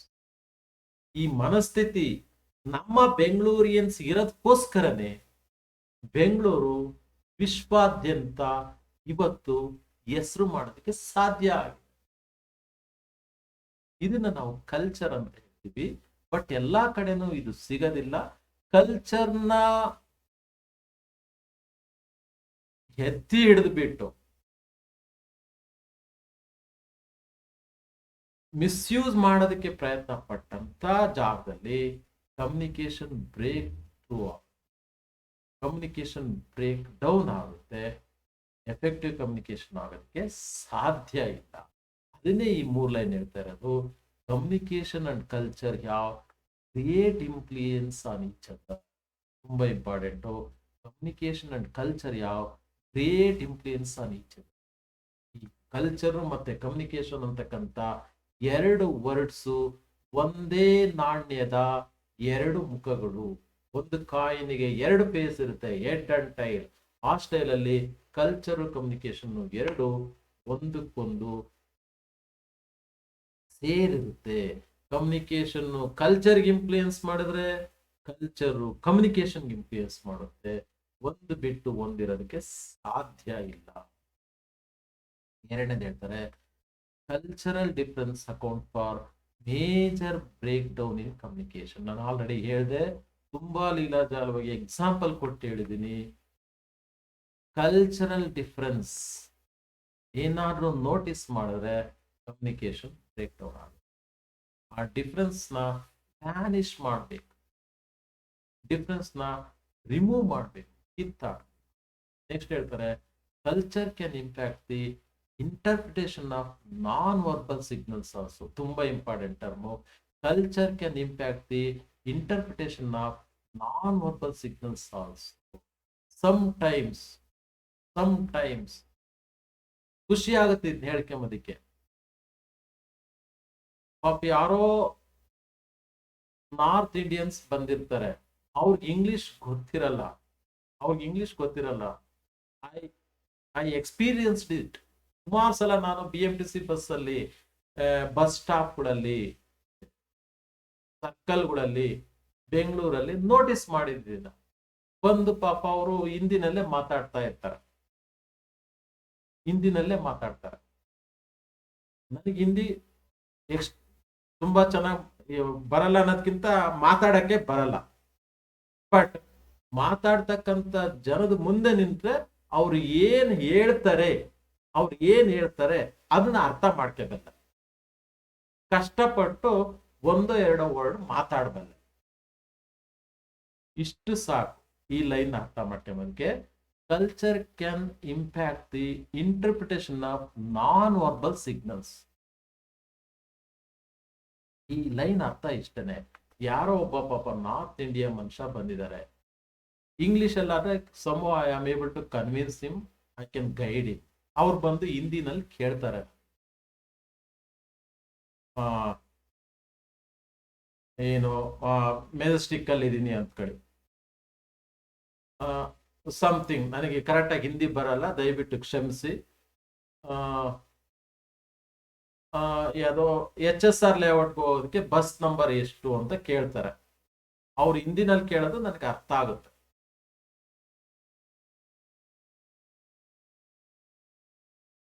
ನಾನು ಅದನ್ನ ಅರ್ಥ ಮಾಡ್ಕೊಂಡು HSR ಲೇಔಟು ಕೋರ್ಮಂಗ್ಲ ಆಲ್ಮೋಸ್ಟ್ ಆಚು ಪಾಚಿದೆ ಬಸ್ ಸ್ಟಾಪ್ BMTC ಮೆಜೆಸ್ಟಿಕ್ ಅಲ್ಲಿ. ನಾನು ಹಿಂಗ್ ಕೈ ತೋರಿಸ್ತೀನಿ ಆ ಮನುಷ್ಯನಿಗೆ, ನಾನು ವರ್ಬಲ್ ಸಿಗ್ನಲ್ ನೋಡಿ, HSR ಹೋಗ್ಬೇಕಲ್ವಾ ನೀನು, ಸಿ 342 ಸಿ ದಟ್, ಹಿಂಗೆ ಹೇಳ್ತೀನಿ. ಹಾಗಂತ ಹೇಳಿದ ತಕ್ಷಣ ಆ ಮನುಷ್ಯ ಪಾಪ ಹೋಗಿ ಆ ಬಸ್ಸಲ್ಲಿ ಕೂತ್ಕೊಳ್ತಾರೆ. ನೋಡಿ, ನನಗೆ ಹಿಂದಿ ಬರಲ್ಲ, ನನ್ನ ಹತ್ರ ಮಾತಾಡ್ತಾ ಇರ್ತಕ್ಕಂಥ ಮನುಷ್ಯನಿಗೆ ಕನ್ನಡ ಬರಲ್ಲ, ಅಲ್ಪ ಸ್ವಲ್ಪ ಹಿಂದಿ ಜ್ಞಾನ ಇರೋದ್ರಿಂದ ಆ ಮನುಷ್ಯ ಏನ್ ಕೇಳ್ತಾ ಇದ್ದಾರೆ ಅಂತ ನಾನು ಅರ್ಥ ಮಾಡ್ಕೊಂಡು ಅದನ್ನ ಇಂಟರ್ಪ್ರಿಟ್ ಮಾಡ್ಕೊಂಡೆ. ನಾನು ಏನಂತ, ಆ ಮನುಷ್ಯ HSR ಲೇಔಟ್ ಹೋಗೋದಕ್ಕೆ ಬಸ್ ನಂಬರ್ ಎಷ್ಟು ಅಂತ ಕೇಳ್ತಾ ಇದ್ದಾರೆ, ಅಥವಾ ಬಸ್ ಸ್ಟಾಪ್ ಯಾವುದು ಅಂತ ಕೇಳ್ತಾ ಇದ್ದಾರೆ ಅಂತ ಅರ್ಥ ಮಾಡ್ಕೊಂಡೆ. ಇಂಟರ್ಪ್ರಿಟ್ ಮಾಡಿ ಆದ್ಮೇಲೆ I am telling him bus number ಹಿಂಗ್ ಹೇಳ್ತಾ ಇದ್ದೀನಿ, K3 ಅಂತ ಹೇಳ್ತಾ ಇದ್ದೀನಿ. ಸೊ ಮನುಷ್ಯ ಹೋಗಿ ಆ ಬಸ್ಸಲ್ಲಿ ಕೂತ್ಕೊಂತ. ನೋಡಿ, ಕಮ್ಯುನಿಕೇಶನ್ ಎಸ್ಟಾಬ್ಲಿಷ್ ಆಯ್ತು ಇಲ್ಲಿ, ಎಫೆಕ್ಟಿವ್ ಕಮ್ಯುನಿಕೇಶನ್ ಆಯ್ತು ಇಲ್ಲಿ. ಬೇಸಿಕಲಿ ಆ ಮನುಷ್ಯನಿಗೆ ಏನ್ ಬೇಕೋ ಅದನ್ನ ನಾನು ಅರ್ಥ ಮಾಡ್ಕೊಂಡು ಹೇಳ್ದೆ. So cultural impact the interpretation of non verbal signals ಅಂದ್ರೆ ಅರ್ಥ ಇಷ್ಟನೇ. ಕೆಲವು ಟೈಮು ಇವನ್ ಪ್ರೀವಿಯಸ್ ಕ್ಲಾಸಸ್ ಎಲ್ಲ ಹೇಳಿದೀನಿ, ನಾವು ಬಳಸ್ತಕ್ಕಂಥ ವರ್ಡ್ಸ್ ರಿಟರ್ನ್ ಕಮ್ಯುನಿಕೇಶನ್ ಅಲ್ಲಿ 5% ಇನ್ಫ್ಲೂಯೆನ್ಸ್ ನ ಮಾಡಿದ್ರೆ, ನಾವು ಬಳಸ್ತಕ್ಕಂಥ ನಾನ್ ವರ್ಬಲ್ ಸಿಗ್ನಲ್ಸ್ 55-56% ಆಫ್ ಇದನ್ನ ವರ್ಕ್ಲೋಡ್ ನ ಬೇರ್ ಮಾಡುತ್ತೆ. ಹಾಗಿದೆ ನಾನ್ ವರ್ಬಲ್ ಸಿಗ್ನಲ್ಸ್ ಮುಖಾಂತರ ಅವ್ರಿಗೆ ಗೈಡ್ ಮಾಡೋದಕ್ಕೆ ಸಾಧ್ಯ. ಇಲ್ಲಿ ನೋಡಿ, ಕಲ್ಚರಲ್ ಡಿಫ್ರೆನ್ಸ್ ಬರಲಿಲ್ಲ. ಅದರ್ ವೇ ಅರೌಂಡ್ ನಾನು ಮಾಡ್ಬೋದಿತ್ತು. ಆ ಮನುಷ್ಯನಿಗೆ ಕನ್ನಡ ಬರಲ್ಲ ಅಂತ ನಾನು ಸುಮ್ಮನೆ ಆಗಿದ್ರೆ ಪಾಪ ಅವ್ರಿಗೆ ತೊಂದರೆ ಆಗ್ತಿತ್ತು, ಕಮ್ಯುನಿಕೇಶನ್ ಆಗ್ತಾ ಇರಲಿಲ್ಲ. ಸೊ ಕಲ್ಚರು ಕೆಲವು ಟೈಮು ಪ್ರಾಬ್ಲಮ್ ಮಾಡುತ್ತೆ. ಅದನ್ನ ಇಗ್ನೋರ್ ಮಾಡಿ ಅವಾಯ್ಡ್ ಮಾಡೋದಕ್ಕೆ ನಾನು ಈಗ ಕೊಟ್ಟಿರ್ತಕ್ಕಂಥ ಕ್ಲೂಸ್ ನ ಬಳಸಿದ್ರೆ ಡೆಫಿನೆಟ್ಲಿ ಸಕ್ಸಸ್ ಆಗುತ್ತೆ. ಇದನ್ನ ಕಲ್ಚರ್ ಅಂತ ಹೇಳ್ತಾರೆ. ಇನ್ನ ಒಂದು ಟರ್ಮ್ ಬರುತ್ತೆ ಎನ್ವೈರನ್ಮೆಂಟ್ ಅಂತ. Almost these two are interrelated ಅಂತ ಹೇಳ್ಬಾರ್ದು, ಒಂದೇ ಇದ್ರಲ್ಲಿ ಪಾತಲ್ಲಿ ಬರುತ್ತೆ. ಎನ್ವೈರನ್ಮೆಂಟ್ ಅಂದ್ರೆ the following are the major environmental or physical barrier. ಏನೇನು ಬರುತ್ತೆ? The barriers related to time, ತುಂಬಾ ಇಂಪಾರ್ಟೆಂಟ್ ಟರ್ಮ್, ತುಂಬಾ ಇಂಟ್ರೆಸ್ಟ್ ಆದ ಟಾಪಿಕ್ ನ, ತುಂಬಾ ಮೀನಿಂಗ್ಫುಲ್ ಇರ್ತಕ್ಕಂಥ ಟಾಪಿಕ್ ನ ನಾನೇನಾದ್ರು ಕ್ಲಾಸ್ ರೂಮ್ ನಲ್ಲಿ ನಿಮ್ಮನ್ನ ಕೂರಿಸ್ಕೊಂಡು 4:45 ಶುರು ಮಾಡಿದ್ರೆ, ನಾನು ಹೇಳ್ತಕ್ಕಂಥ ಮಾಹಿತಿ ಅಥವಾ ಮೆಸೇಜು ನೀವೆಷ್ಟು ರಿಸೀವ್ ಮಾಡ್ತೀವಿ? 4:15 ಲಾಗ್ ಔಟ್, ಕಾಲೇಜ್ ಕ್ಲೋಸ್ ಆಗುತ್ತೆ. 4:45 ಶುರು ಮಾಡಿ 6 ಗಂಟೆವರೆಗೂ ಪಾಠ ಮಾಡ್ತೀನಿ ಅಂದ್ರೆ, ಮೆಸೇಜ್ ಎಷ್ಟಾದ್ರೂ ಇಂಪಾರ್ಟೆಂಟ್ ಆಗಿರ್ಲಿ, ಟಾಪಿಕ್ ಎಷ್ಟಾದ್ರೂ ಇಂಪಾರ್ಟೆಂಟ್ ಆಗಿರ್ಲಿ, ನಿಮ್ಮ ಮನಸ್ಸು, ನಿಮ್ಮ ಮೈಂಡು ಡೈವರ್ಸಿಫೈಡ್ ಆಗಿರುತ್ತೆ. ನಾನು ಮನೆಗೆ ಹೋಗ್ಬೇಕು ಅಂತ ಯೋಚನೆ ಮಾಡ್ತಾ ಇರುತ್ತೆ. ಅಂತ ಟೈಮ್ನಲ್ಲಿ ನಾವು ಮಾಡಕ್ ಹೋದ್ರೆ ಕಮ್ಯುನಿಕೇಶನ್ ಸ್ಪಾಯಿಲ್ ಆಗೋಗುತ್ತೆ. So related to time. ಹಾಗೆ ಪ್ಲೇಸ್ ತುಂಬಾ ಇಂಪಾರ್ಟೆಂಟ್. ನಾನು ನಿಮಗೆ ಪಾಠ ಮಾಡಿ ಅರ್ಥ ಮಾಡಿಸ್ಬಲ್ಲೆ, KR ಮಾರ್ಕೆಟ್ ಬಸ್ ಸ್ಟಾಪ್ ಅಲ್ಲಿ ಕೂತ್ಕೊಂಡು ಅಂತ ಹೇಳಿದ್ರೆ ಮೀನಿಂಗ್ಲೆಸ್ ಆಗುತ್ತೆ. ಮ್ಯಾಕ್ಸಿಮಮ್ ಕ್ರೌಡ್ ಇರುತ್ತೆ. ಆ ಕ್ರೌಡ್ ಅಲ್ಲಿ ನಿಮ್ಮನ್ನೆಲ್ಲ ಕೂರಿಸಿ ನಾನು ಪಾಠ ಮಾಡಕ್ ಸಾಧ್ಯ, ನಿಮಗೆ ಕೇಳಿಸ್ಕೊಂಬಕ್ ಆಗುತ್ತೆ. ಕಾನ್ಸಂಟ್ರೇಟ್ ಮಾಡಕ್ ಆಗುತ್ತೆ. Physical barriers. ಅದೇ ಸ್ಟೈಲ್ ಸ್ಪೇಸ್ ತುಂಬಾ ಇಂಪಾರ್ಟೆಂಟ್. ನಾನೀಗ ನಿಮ್ ಜೊತೆ ಮಾತಾಡ್ತಾ ಇದ್ದೀನಿ, ಮೇ ಬಿ ಒಂದು 30 ಅಡಿನೋ ಬೇಡ ಒಂದು 50 ಅಡಿ ದೂರ ನೀವು ನಿಂತ್ಕೊಂಡ್ರು at some extent we can able to listen me and you are able to listen my voice, hear my voice, receive my information. Beyond that also you can't listen as well as hear. If you are not able to listen as well as hear, how you are able to receive the message? Communication ಬೇರೆ ಆಗುತ್ತೆ. ತುಂಬಾ important. Climate ಚೆನ್ನಾಗಿ ಶೆಕೆ, ಮೇ ತಿಂಗಳು, ನೀರ್ ಇಳಿತಾ ಇದೆ. ಮಧ್ಯಾಹ್ನ 12 ಗಂಟೆ ಬಂದು ಕ್ಲಾಸ್ ಶುರು ಮಾಡ್ತೀನಿ, 3 ಗಂಟೆವರೆಗೂ ಕ್ಲಾಸ್ ಮಾಡ್ತೀನಿ. 12 ಇಂದ 1, 2, 3 ಗಂಟೆ. 12 ಗಂಟೆ ಶುರು ಮಾಡಿ 3 ಗಂಟೆಗೆ ಎಂಡ್ ಮಾಡ್ತೀನಿ. 3 ಗಂಟೆ ನಾನು ಕೊಟ್ಟಂತ ಇನ್ಫಾರ್ಮೇಶನ್ ಎಷ್ಟನ್ನ ರಿಸೀವ್ ಮಾಡೋದಕ್ಕೆ ಸಾಧ್ಯ ನಿಮ್ ಕೈ? ಸಾಧ್ಯ ಇಲ್ಲ. ಕಾನ್ಸಂಟ್ರೇಟ್ ಮಾಡಕ್ ಆಗೋದಿಲ್ಲ. ಬೇಕಾದಷ್ಟು ರೀಸನ್ಸ್ ಇದೆ. ಅಲ್ಲಿ climate is also one reason. Next noise, disturbance ಇರುತ್ತೆ. ಎಷ್ಟೋ ಸಲ ಹೇಳ್ತೀನಿ, ಅಕ್ಕಪಕ್ಕ ರೂಮ್, ನೀವು ಕೂತಿರೋ ರೂಮ್ಗೆ ಆಪೋಸಿಟ್ ಆಗಿ 4ನೇ ಸೆಮಿಸ್ಟರ್ ಮಕ್ಕಳು ಕೂತಿರ್ತಾರೆ, ಅವ್ರ ಮುಂದೆ 6ನೇ ಸೆಮಿಸ್ಟರ್ ಮಕ್ಕಳು ಕೂತಿರ್ತಾರೆ. ನಿಮ್ ಜೊತೆ ನಾನು ಪಾಠ ಮಾಡ್ತಾ ಇರ್ತೀನಿ, ಮಾತಾಡ್ತಾ ಇರ್ತೀನಿ, ಅವ್ರು ಜೋರ ಮಾತಾಡ್ತಾ ಇರ್ತಾರೆ. ಸುಮಾರು ಸಲ ನೀವು ನೋಟಿಸ್ ಮಾಡಿದಿರ, ನಾನು ಮಾತಾಡೋದನ್ನ ಅಥವಾ ಪಾಠ ಮಾಡೋದನ್ನ ನಿಲ್ಸ್ಬಿಟ್ಟು ಅವ್ರಿಗೆ ಹೋಗಿ ಅಲರ್ಟ್ ಮಾಡಿ ಬಂದಿರ್ತೀನಿ. ಅವ್ರಿಗೋಗಿ ಮಾತಾಡಬೇಡಿ, ಡಿಸ್ಟರ್ಬ್ ಆಗ್ತಾ ಇದೆ ಅಂತ ಹೇಳಿರ್ತೀನಿ. ಯಾಕಪ್ಪ ಹಂಗ್ ಮಾಡಿದೆ? ನಾನು ನಿಮ್ಗೆ ಕಳಿಸ್ತಕ್ಕಂಥ ಮೆಸೇಜು ಸರಿಯಾಗಿ ರಿಸೀವ್ ಆಗ್ಬೇಕಪ್ಪ ಅಂದ್ರೆ, ಕರೆಕ್ಟಾಗಿ ರಿಸೀವ್ ಆಗ್ಬೇಕಪ್ಪ ಅಂದ್ರೆ ಆ ತರ ನಾಯ್ಸ್ ಇರ್ಬಾರ್ದು. ಆ ತರ ನಾಯ್ಸ್ ಇದ್ರೆ you are not able to concentrate, you are not able to receive correct information. So communication barrier. Next ಹೇಳ್ತಾರೆ ಟೆಕ್ನಾಲಜಿ. ಮ್ಯಾಕ್ಸಿಮಮ್ ತುಂಬಾ ಎಂಜಾಯ್ ಮಾಡ್ತಾ ಇದೀವಿ ನಾವು ಇವತ್ತು ಟೆಕ್ನಾಲಜಿನ. ಆನ್ಲೈನ್ ಕ್ಲಾಸ್, ಮಾಸ್ಟರ್ ಬರ್ತಾರೆ, ಗೂಗಲ್ ಮೀಟ್ ಅಂತಾರೆ. ಅರುಣಾ ಮೇಡಮ್ ಬರ್ತಾರೆ, ಗೂಗಲ್ ಮೀಟ್ ಅಂತಾರೆ. ಶಶಿಕಲಾ ಮೇಡಮ್ ಬರ್ತಾರೆ, ಗೂಗಲ್ ಮೀಟ್ ಅಂತಾರೆ. ತಾರಾನಾಥ್ ಸರ್ ಬರ್ತಾರೆ, ಗೂಗಲ್ ಮೀಟ್ ಅಂತಾರೆ. ನಮ್ ಕನ್ನಡ ಮಾಸ್ಟರ್ ಬರ್ತಾರೆ, ವಿಜಯ್ ಸರು, ಗೂಗಲ್ ಮೀಟ್ ಅಂತಾರೆ. ಕನ್ನಡ ಮಾಸ್ಟರ್ ಆದ್ರೂ ಗೂಗಲ್ ಮೀಟ್ ಅಂತಾರೆ. ಟೆಕ್ನಾಲಜಿ ಪ್ರಭಾವ ಇದೆ. ಮಕ್ಕಳ, ಲಾಸ್ಟಿಗೆ ಇದೇ ಸೆಷನ್ ಅಲ್ಲಿ ನಾನು ಪ್ರಾಕ್ಟಿಕಲ್ ಸೆಷನ್ ಒಂದು ಕ್ವಶನ್ ಕೊಟ್ಟಿದ್ದೀನಿ, ನಿಮ್ಗೆ ಆನ್ಸರ್ ಬರಿಬೇಕಾಗತ್ತೆ. ನೀವು ಇವತ್ತು ಗೂಗಲ್ ಮೀಟ್ ಇಂದ ನಿಮ್ಗೆ ಎಷ್ಟು ಅನುಕೂಲ ಆಗಿದೆಯೋ ಅದೇ ಟೆಕ್ನಾಲಜಿಯಿಂದ ಅನಾನುಕೂಲಗಳು ಆಗುತ್ತೆ. ತುಂಬಾ ಸೀರಿಯಸ್ ಆಗಿ ಅರುಣಾ ಮೇಡಮ್ ಪಾಠ ಮಾಡ್ತಾ ಇರ್ತಾರೆ. ಇದ್ದಕ್ಕಿದ್ದಂಕ್ಲೆ ಅರುಣಾ ಮೇಡಮ್ ವಾಯ್ಸು ನಿಮಗೆ ಕೇಳಿಸಲ್ಲ. ಪಾಪ ಅವ್ರು ಸೀರಿಯಸ್ ಪಾಠ ಮಾಡ್ತಾ ಇರ್ತಾರೆ, but you are not able to listen, you are not able to hear madam's voice. ಯಾಕಪ್ಪ ಅಂದ್ರೆ ಆನ್ಲೈನ್ ಕ್ಲಾಸು ಮೇಡಮ್ಮ ಒಂದ್ ಕಡೆ ಕೂತಿದ್ದಾರೆ, ನೀವು ಇನ್ನೊಂದ್ ಕಡೆ ಕೂತಿದ್ದೀರಾ, ಗೂಗಲ್ ಮೀಟ್ ಮುಖಾಂತರ ಕನೆಕ್ಟ್ ಆಗಿದ್ದೀರಾ. Because of technical issues voice ಕೇಳಿಸ್ತಾ ಇರಲ್ಲ. ಸೊ ವಾಯ್ಸ್ ಕೇಳಿಸ್ಲಿಲ್ಲಪ್ಪ ಅಂದ್ರೆ ಮೇಡಮ್ ಕಳಿಸ್ತಕ್ಕಂಥ ಮೆಸೇಜ್ ನ ನೀವು ರಿಸೀವ್ ಮಾಡಕ್ ಸಾಧ್ಯನಾ? ಖಂಡಿತವಾಗೂ ಸಾಧ್ಯ ಇಲ್ಲ. ಕಮ್ಯುನಿಕೇಶನ್ ಬೇರೆ ಇದೆ, ಕಮ್ಯುನಿಕೇಶನ್ ಹಾಳಾಗೋಗುತ್ತೆ. ಸೊ ಇದಕ್ಕೆ ಟೆಕ್ನಾಲಜಿ ಅಂತ ಹೇಳ್ತಾರೆ. ಇನ್ನ ಒಂದು important term, lac of communication channel. ಇವತ್ತು ಬೇಕಾದಷ್ಟು ಚಾನಲ್ಸ್ ಇದೆ. ನಾವು ಜಮಾನಕ್ಕೆ ಹೋದ್ರೆ, ತಾತನ ಕಾಲಕ್ಕೆ ಹೋದ್ರೆ, ಒಂದು ಕಡೆಯಿಂದ ಇನ್ನೊಂದು ಕಡೆಗೆ ಮೆಸೇಜ್ ನ ಕಳಿಸೋದಿಕ್ಕೆ ಪಾರಿವಾಳಗಳನ್ನ ಬಳಸ್ತಾರೆ.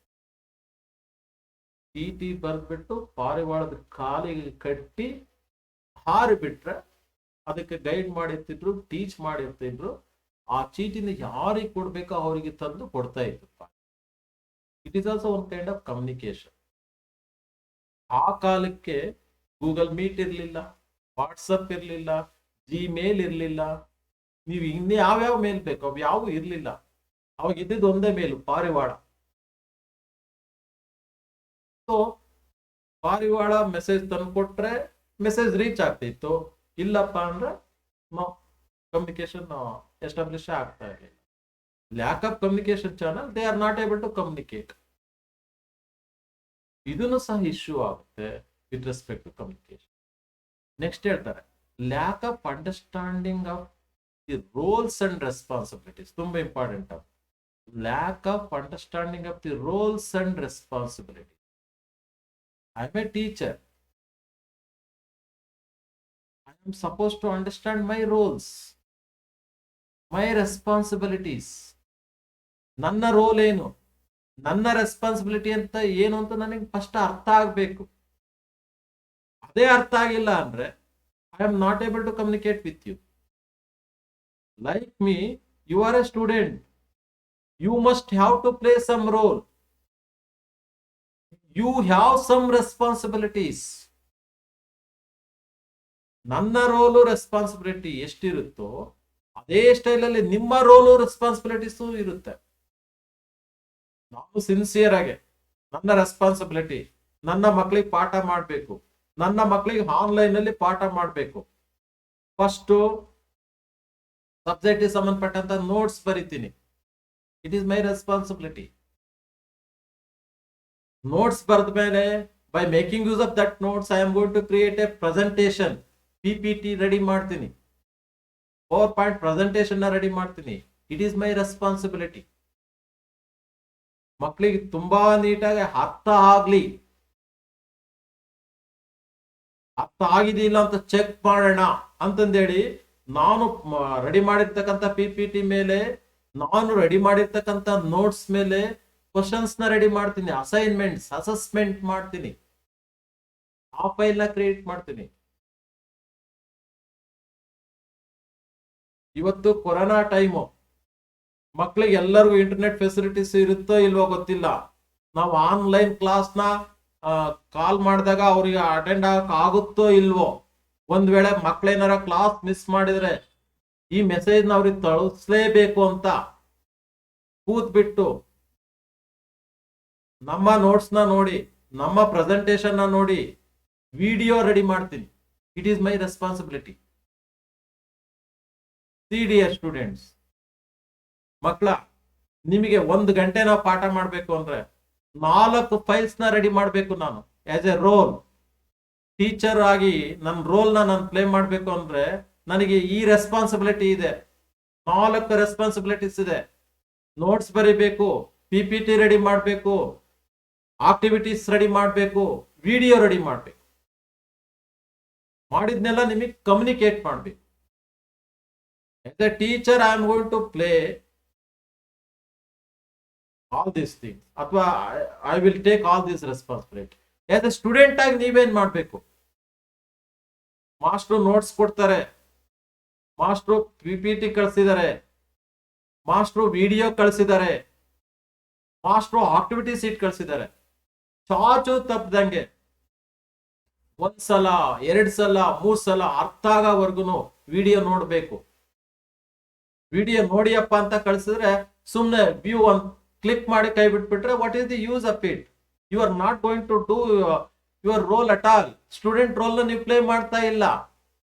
If you are not able to play the role of a student, how it is possible to say successful communication? ಸಾಧ್ಯ ಇಲ್ಲ. ನೋಟ್ಸ್ ನ ಓದ್ಬೇಕು, ನೋಟ್ಸ್ ನ ಓದಿ ಅರ್ಥ ಮಾಡ್ಕೋಬೇಕು, ವಿಡಿಯೋ ನೋಡಿ ಅರ್ಥ ಮಾಡ್ಕೋಬೇಕು. ಅರ್ಥ ಆದ್ಮೇಲೆ ಮಾಸ್ಟರ್ ಕೊಟ್ಟಿರ್ತಕ್ಕಂಥ ಆಕ್ಟಿವಿಟಿನ ಕಂಪಲ್ಸರಿ ಮಾಡಬೇಕು. ಆಕ್ಟಿವಿಟಿನ ನೀವು ಎಕ್ಸಿಕ್ಯೂಟ್ ಮಾಡ್ಲಿಲ್ಲಪ್ಪ ಅಂದ್ರೆ ಕಾನ್ಸೆಪ್ಟ್ ಅರ್ಥ ಆಗಲ್ಲ. ಸೊ ಎಸ್ ಎ ಸ್ಟೂಡೆಂಟ್ ಆಗಿ ನಿಮ್ಗೆ ಇಷ್ಟೆಲ್ಲ ರೋಲ್ಸ್ ಇದೆ, ರೆಸ್ಪಾನ್ಸಿಬಿಲಿಟಿ ಇದೆ. You have to play all those roles. Then only it is possible to establish a good communication. Effective communication ಮಾಡೋದಕ್ಕೆ ಸಾಧ್ಯ. ಇಲ್ಲೆಲ್ಲಾದ್ರೂ ಒಂದ್ ಕಡೆ ವೀಕ್ ಆದ್ರೂ, ಇಲ್ಲೆಲ್ಲಾದ್ರೂ ಒಂದ್ ಕಡೆ ಎಡವಟ್ಟಾದ್ರೂ ಕಮ್ಯುನಿಕೇಶನ್ ಎಸ್ಟಾಬ್ಲಿಷ್ ಆಗಲ್ಲ.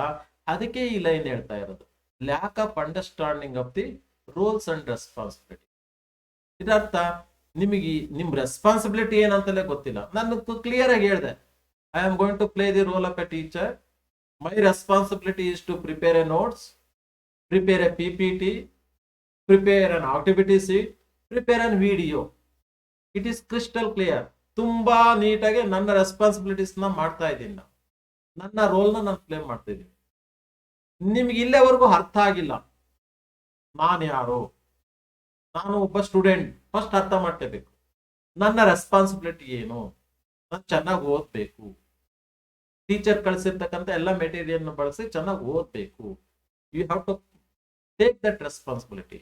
ಆ ರೋಲ್ ಮತ್ತೆ ರೆಸ್ಪಾನ್ಸಿಬಿಲಿಟೀಸ್ ನಿಮ್ಗೆ ಅರ್ಥ ಆಗ್ಲಿಲ್ಲಪ್ಪ ಅಂದ್ರೆ ಕಮ್ಯುನಿಕೇಶನ್ ಸಕ್ಸಸ್ಫುಲ್ ಆಗೋದಕ್ಕೆ ಸಾಧ್ಯ ಇಲ್ಲ. ಸೊ ಇದೊಂದು ಅವಕಾಶ ಸಿಕ್ಕಿದೆ, ಹೇಳ್ತಾ ಇದ್ದೀನಿ, ದಯವಿಟ್ಟು ಸೀರಿಯಸ್ ಆಗಿ ಓದಿ, ಬಿ ಸೀರಿಯಸ್, ಚೆನ್ನಾಗಿ ಕಲಿ. ಇಷ್ಟಕ್ಕೆ ನಾವು ಎನ್ವೈರನ್ಮೆಂಟ್ ಅಂತ ಮಾತಾಡ್ಬೇಕು ಅಥವಾ ಹೇಳ್ಬೇಕು.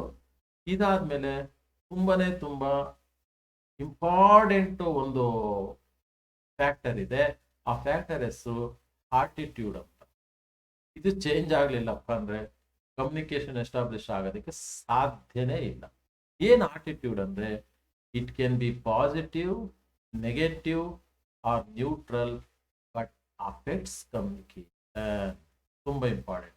ಏನ್ ಆಟಿಟ್ಯೂಡ್ ಅಂದ್ರೆ, ನಾನು ಎಷ್ಟು ಚೆನ್ನಾಗಿ ಹೇಳಿದ್ನಲ್ಲ ನಿಮ್ಗೆ, ಆಸ್ ಎ ಸ್ಟೂಡೆಂಟ್ ಆಗಿ you have to play the role. ನೀವು ಸ್ಟೂಡೆಂಟ್ ರೋಲ್ ನ ಪ್ಲೇ ಮಾಡ್ಬೇಕು. ಏನೇನ್ ರೆಸ್ಪಾನ್ಸಿಬಿಲಿಟಿ, ವಿಡಿಯೋನ ಫುಲ್ ನೋಡ್ಬೇಕು, ಅರ್ಥ ಆಗೋವರೆಗೂ ನೋಡ್ಬೇಕು, ನೋಟ್ಸ್ ನ ಫುಲ್ ಓದ್ಬೇಕು, ಅರ್ಥ ಆಗೋವರೆಗೂ ಓದ್ಬೇಕು, ಆಕ್ಟಿವಿಟಿನ ಕಂಪಲ್ಸರಿ ಮಾಡ್ಬೇಕು, ಅರ್ಥ ಮಾಡ್ಕೊಂಡು ಮಾಡ್ಬೇಕು. All these are all responsibility. ಕೆಲವರು ಆಟಿಟ್ಯೂಡ್ ಹೆಂಗಿರುತ್ತಂದ್ರೆ, ನಾನು ಓದ್ಲೇಬೇಕು. ಮಾಸ್ಟರ್ ಇವತ್ತು ವಿಡಿಯೋ ಶೇರ್ ಮಾಡಿದ್ದಾರೆ, ಅರ್ಥ ಆಗೋವರೆಗೂ ರಿಪೀಟೆಡ್ಲಿ ವಿಡಿಯೋ ನೋಡ್ತೀನಿ. ವಿಡಿಯೋ ನೋಡಿ ಆದ್ಮೇಲೆ ಆ ವಿಡಿಯೋ ಸಂಬಂಧಪಟ್ಟಂತ ನೋಟ್ಸ್ ನ ಕಳಿಸಿದ್ದಾರೆ, PPT ನ ಕಳಿಸಿದ್ದಾರೆ, ಅದನ್ನು ಚೆನ್ನಾಗಿ ಓದ್ತೀನಿ. ನೋಡಿ ನಾಲೆಡ್ಜ್ ನ ಗೇನ್ ಮಾಡಿದ್ಮೇಲೆ ಟೀಚರು ಆಕ್ಟಿವಿಟಿ ಸೀಟ್ ನ ಕಳಿಸಿದ್ದಾರೆ, ಆ ಆಕ್ಟಿವಿಟಿನ ನಾನೇ ಸ್ವಂತಕ್ಕೆ ಮಾಡ್ತೀನಿ, ಬೇರೆಯವ್ರ ಹತ್ರ ಎಲ್ಲೂ ಕಾಪಿ ಹೊಡಿಯಲ್ಲ. ಇದು ಪಾಸಿಟಿವ್ ಆಟಿಟ್ಯೂಡ್ ಆಗುತ್ತೆ. Positive attitude. ಈ ಪಾಸಿಟಿವ್ ಆಟಿಟ್ಯೂಡ್ ಇದ್ರೆ ಕಮ್ಯುನಿಕೇಶನ್ ಎಫೆಕ್ಟಿವ್ ಆಗಿರುತ್ತೆ, ಕಮ್ಯುನಿಕೇಶನ್ ಸಕ್ಸಸ್ಫುಲ್ ಆಗುತ್ತೆ, ಕಮ್ಯುನಿಕೇಶನ್ ಎಕ್ಸಲೆಂಟ್ ಆಗುತ್ತೆ. ಸೊ ಈ ಪಾಸಿಟಿವ್ ಆಟಿಟ್ಯೂಡ್ ಈ ತರ ಕಮ್ಯುನಿಕೇಶನ್ ನ ಅಫೆಕ್ಟ್ ಮಾಡುತ್ತೆ. ಇದಕ್ಕೆ ಫುಲ್ ಆಪೋಸಿಟ್ ಇರುತ್ತೆ ನೆಗೆಟಿವ್. ಏನ್ ನೆಗೆಟಿವ್? ಆ ಮನುಷ್ಯನಿಗೆ ಕೆಲಸ ಇಲ್ಲ, ಡೈಲಿ ಒಂದೊಂದು ವಿಡಿಯೋ ಕಳಿಸ್ತಾರೆ, ಡೈಲಿ 4 ನೋಟ್ಸ್ ಕಳಿಸ್ತಾರೆ, ಡೈಲಿ 5 ಆಕ್ಟಿವಿಟೀಸ್ ಕಳಿಸ್ತಾರೆ. ನಾನು ಯಾವುದು ಅಂತ ಓದ್ಲಿ? ಒಂದ್ ಕಡೆ ತಾರಾನಾಥ್ ಮಾಸ್ಟರ್ ಕೇಳ್ತಾರೆ, ಇನ್ನೊಂದ್ ಕಡೆ ಅರುಣಾ ಮೇಡಮ್ ಕೇಳ್ತಾರೆ, ಮತ್ತೊಂದ್ ಕಡೆ ನೀವು ಕೇಳ್ತೀರಾ, ಮಗದೊಂದ್ ಕಡೆ ಶಶಿಕಲಾ ಮೇಡಮ್ ಕಳಿಸ್ತಾರೆ. ನಾನು ಯಾವುದು ಓದ್ಬಾರ್ದು? ಯಾಕೆ ಓದ್ಬೇಕು? ಏನ್ ಮಾಡ್ಬೇಕು? ಇಂಥ ಮಕ್ಕಳು ಇರ್ತಾರೆ. ಇವ್ರನ್ನೆಲ್ಲರನ್ನು ನಾವು ನೆಗೆಟಿವ್ ಕ್ಯಾಟಗರಿ ಅಂತ ಹೇಳ್ತೀವಿ, ನೆಗೆಟಿವ್ ಆಟಿಟ್ಯೂಡ್. ಈ ನೆಗೆಟಿವ್ ಆಟಿಟ್ಯೂಡ್ ಇಟ್ಕೊಂಡ್ರೆ, ಸುಮಾರು ಸಲ ಹೇಳಿದೀನಿ, ಮತ್ತೆ ರಿಪೀಟ್ ಮಾಡ್ತೀನಿ, ಬಂದ ಪುಟ ಓದ ಪುಟ. ಅದರರ್ಥ ಡಿಪ್ಲೊಮಾಗ್ ಬಂದ್ರಿ, 2 ಸೆಮಿಸ್ಟರ್ ನೋಡಿದ್ರಿ, ಡಿಪ್ಲೊಮಾ ಬಿಟ್ಟು ಹೋದ್ರಿ. ಮಕ್ಕಳ ದಯವಿಟ್ಟು ನಾನು ನಿಮ್ಮಲ್ಲಿ ರಿಕ್ವೆಸ್ಟ್ ಮಾಡ್ಕೊತೀನಿ, ಈ ಕೆಲಸ ಮಾಡಬೇಡಿ. ಈ ಮೆಂಟಾಲಿಟಿಯಿಂದ ಮೊದಲು ಹೊರಗೆ ಬನ್ನಿ. ನಿಮಗೆ ನೆಗೆಟಿವ್ ಆಟಿಟ್ಯೂಡ್ ಇರಬಾರ್ದು. ಈ ನೆಗೆಟಿವ್ ಆಟಿಟ್ಯೂಡ್ ಇದ್ರೂ ಕಮ್ಯುನಿಕೇಶನ್ ಅಫೆಕ್ಟ್ ಆಗುತ್ತೆ. ನೆಗೆಟಿವ್ಲಿ ಅಫೆಕ್ಟೆಡ್ ಕಮ್ಯುನಿಕೇಶನ್ ಫೇಲ್ಯೂರ್ ಆಗುತ್ತೆ ಇಂಥ ಕೇಸ್. ಇನ್ನ ಒಂದು ಕ್ಯಾಟಗರಿ ನ್ಯೂಟ್ರಲ್. ಯಾರಂಗೆ ಅಂದ್ರೆ ಊರಂತೆ ಓದ್ತಾರೆ ಪಾಪ. ವಿ ಕಾಣ್ಸೆ ನೆಗೆಟಿವ್ ಅಂತ ಹೇಳ್ಬಾರ್ದು, ಬಟ್ ಪಾಸಿಟಿವ್ ಅಂತ ಹೇಳೋವಷ್ಟು ಕೆಲಸ ಮಾಡಿರ. ನ್ಯೂಟ್ರಲ್ ಆಗಿರ್ತಾರೆ, ಓದ್ತಾರೆ, ಸುಮಾರಾಗಿ ಓದ್ತಾರೆ, ಎಕ್ಸಾಮ್ ಬರೀತಾರೆ, ಪಾಸ್ ಆಗ್ತಾರೆ. ಆ ಸ್ಟೈಲಲ್ಲೂ ಸಹ ಕಮ್ಯುನಿಕೇಶನ್ ಅಫೆಕ್ಟ್ ಆಗುತ್ತೆ. ನನಗೆ ಇಲ್ಲಿ ಬೇಕಾಗಿರೋದು ನಿಮ್ಮ ಪಾಸಿಟಿವ್ ಆಟಿಟ್ಯೂಡ್ ಮಾಡಿ. ನಿಮಗೆ ಗೊತ್ತಿದ್ದೋ ಗೊತ್ತಿಲ್ದೋ ಬಂದು ನನ್ನ ಡಿಪಾರ್ಟ್ಮೆಂಟ್ ನ ಸೇರಿದ್ದೀರ, ನಾನು ನಿಮ್ಮ ಹತ್ರ ಸಿನ್ಸಿಯರ್ ರಿಕ್ವೆಸ್ಟ್ ಮಾಡ್ತೇನೆ. ಎಕ್ಸಲೆಂಟ್ ಟೀಚರ್ಸ್ ಇದ್ದಾರೆ, ಪಾಠ ಮಾಡ್ತಾರೆ. ದಯವಿಟ್ಟು ಅವತ್ತಿಂದ ಅವತ್ತು ಓದಿ, ಒಳ್ಳೆ ನಾಲೆಡ್ಜ್ನ ಗೇನ್ ಮಾಡ್ಕೊಂಡು, ಒಳ್ಳೆ ಮಾರ್ಕ್ಸ್ನ ತಂದು ಡಿಪ್ಲೊಮಾ ಕಂಪ್ಲೀಟ್ ಮಾಡ್ಕೊಂಡು ಕೆಲ್ಸಕ್ಕೆ ಹೋಗಿ. ಇಲ್ಲ ಸ್ವಾಮಿ ನಾನು ಇನ್ನ ಓದ್ಬೇಕು ಅಂದ್ರೆ ಒಳ್ಳೆ ಕಾಲೇಜ್ನಲ್ಲಿ ಎಜುಕೇಶನ್ ಕಂಟಿನ್ಯೂ. ಅದು ನನ್ನ ಸಿನ್ಸಿಯರ್ ರಿಕ್ವೆಸ್ಟು. ಇದು ಸಾಧ್ಯ, ನಿಮ್ಮಿಂದ ಇದು ಸಾಧ್ಯ. Please do that. ಆಟಿಟ್ಯೂಡ್ ಸಂಬಂಧಪಟ್ಟಂಗೆ ಎರಡನೇ ಲೈನ್ ಹೇಳ್ತಾರೆ, two people communicating with each other carry certain attitude which affects the outcome and their long term relationship. ತುಂಬಾ ಇಂಪಾರ್ಟೆಂಟ್ ಟರ್ಮು, ಎಲ್ಲರಿಗೂ ಅಪ್ಲೈ ಆಗುತ್ತೆ ಇದು. ನಾನು ನಿಮ್ಮ ಜೊತೆಗೆ ಮಾತಾಡ್ತಾ ಇದ್ದೀನಿ ಅಂದ್ರೆ ನನ್ನ ಆಟಿಟ್ಯೂಡು ಒಂಥರ ಇರುತ್ತೆ, ನಿಮ್ಮ ಆಟಿಟ್ಯೂಡು ಒಂಥರ ಇರುತ್ತೆ. ನನ್ನ ಆಟಿಟ್ಯೂಡು ನಿಮ್ಮ ಆಟಿಟ್ಯೂಡು ಮ್ಯಾಚ್ ಆದ್ರೆ ಡೆಫಿನೆಟ್ಲಿ ಕಮ್ಯುನಿಕೇಶನ್ ಸಕ್ಸಸ್ಫುಲ್ ಆಗುತ್ತೆ. ಮ್ಯಾಚ್ ಆಗ್ಲಿಲ್ಲಪ್ಪ, ಡೈವರ್ಸಿಫೈಡ್ ಆಯ್ತಪ್ಪ ಅಂದ್ರೆ ಕಮ್ಯುನಿಕೇಶನ್ ಫೇಲ್ಯೂರ್ ಆಗುತ್ತೆ. So outcome of communication will depend on both the parties attitude. ಇದ್ರ ಜೊತೆಗೆ ಲಾಂಗ್ ಟರ್ಮ್ ರಿಲೇಶನ್ಶಿಪ್ ಮೇಲೂ ಡಿಪೆಂಡ್ ಆಗುತ್ತೆ. ಪಾಪ ನೀವು ಸೆಕೆಂಡ್ ಸೆಮಿಸ್ಟರ್ ಮಕ್ಕಳು, ಪ್ರಾಬಲಿ ಒಂದು 6 ತಿಂಗಳಿಂದ ನಾನು ನೋಡ್ತಾ ಇರ್ತೀರ. ನನ್ನ ನಿಮ್ಮ ರಿಲೇಶನ್ಶಿಪ್ ಈ 6 ತಿಂಗಳಿಂದ ಎಸ್ಟಾಬ್ಲಿಷ್ ಆಗಿದೆ. Instead of you go and speak with 6th sem students, 6ನೇ ಸೆಮಿಸ್ಟರ್ ಮಕ್ಕಳ ಜೊತೆ ಮಾತಾಡಿ, ಏನ್ ಗುರು ಆ ಮನುಷ್ಯ ಹೆಂಗಪ್ಪ ಅಂತ ಕೇಳಿ. ಅವರು ಡೆಫಿನೆಟ್ಲಿ ಸರ್ವೇ ಸಾಮಾನ್ಯವಾಗಿ ಯಾವ ಹುಡುಗರನ್ನ ಕೇಳಿದ್ರು ಕನಿಷ್ಠ ಪಕ್ಷ 1-2 ನಿಮಿಷ ಮಾತಾಡ್ತಾರೆ. ಮೇ ಬಿ ಅವ್ರಿಗೆ ಟೈಮ್ ಇದ್ರೆ ಒಂದು ಅರ್ಧ ಗಂಟೆನೂ ಮಾತಾಡ್ತಾರೆ. ಸೊ ಲಾಂಗ್ ಟರ್ಮ್ ರಿಲೇಶನ್ಶಿಪ್ ಮಕ್ಕಳ ಜೊತೆಗಿದೆ. ನೀವು ಈಗ ತಾನೇ ಎಂಟ್ರಿ ಆಗಿರೋದ್ರಿಂದ ನಿಮ್ಮ ನಮ್ಮ ರಿಲೇಶನ್ಶಿಪ್ 6 ತಿಂಗಳಿಂದ ಎಸ್ಟಾಬ್ಲಿಷ್ ಆಗುತ್ತೆ, ಮುಂದೆ ಹೋಗುತ್ತೆ. ನೀವು 6th ಸೆಮಿಸ್ಟರ್ಗೆ ಹೋದ್ರೆ ಅದೇ ಲೆವೆಲಿಗೆ ಬಂದಿರ್ತೀರ.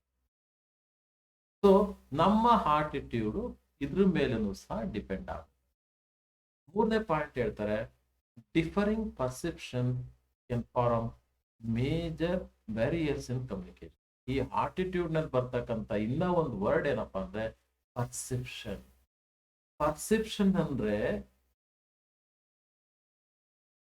ಸೆಂಡರ್ನ ಅಥವಾ ಮಾತಾಡ್ತಕ್ಕಂಥ ವ್ಯಕ್ತಿನ ಅಥವಾ ಸ್ಪೀಕರ್ನ ಆಸ್ ಎ ಲಿಸನರ್ ಆಗಿ, ಆಸ್ ಎ ರಿಸೀವರ್ ಆಗಿ ನಾನು ಹೆಂಗೆ ರಿಸೀವ್ ಮಾಡ್ತೀನಿ, ನಾನು ಹೆಂಗೆ ನೋಡ್ತೀನಿ, ನನ್ನ ಕಣ್ಣಿಗೆ ಆ ವ್ಯಕ್ತಿ ಹೆಂಗೆ ಕಾಣ್ತಾ ಇದ್ದಾರೆ, ನನ್ನ ಮನಸ್ಸಿಗೆ ಆ ವ್ಯಕ್ತಿ ಹೆಂಗೆ ಕಾಣ್ತಾ ಇದ್ದಾರೆ.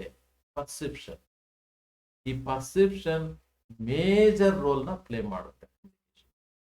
ಕಮ್ಯುನಿಕೇಶನ್ ಏನಾದ್ರು ಅಡ್ವರ್ಸ್ ಆಗುತ್ತಪ್ಪ ಅಂದ್ರೆ ಮೇಜರ್ ರೋಲ್ ಇದು ಪ್ಲೇ ಮಾಡುತ್ತೆ.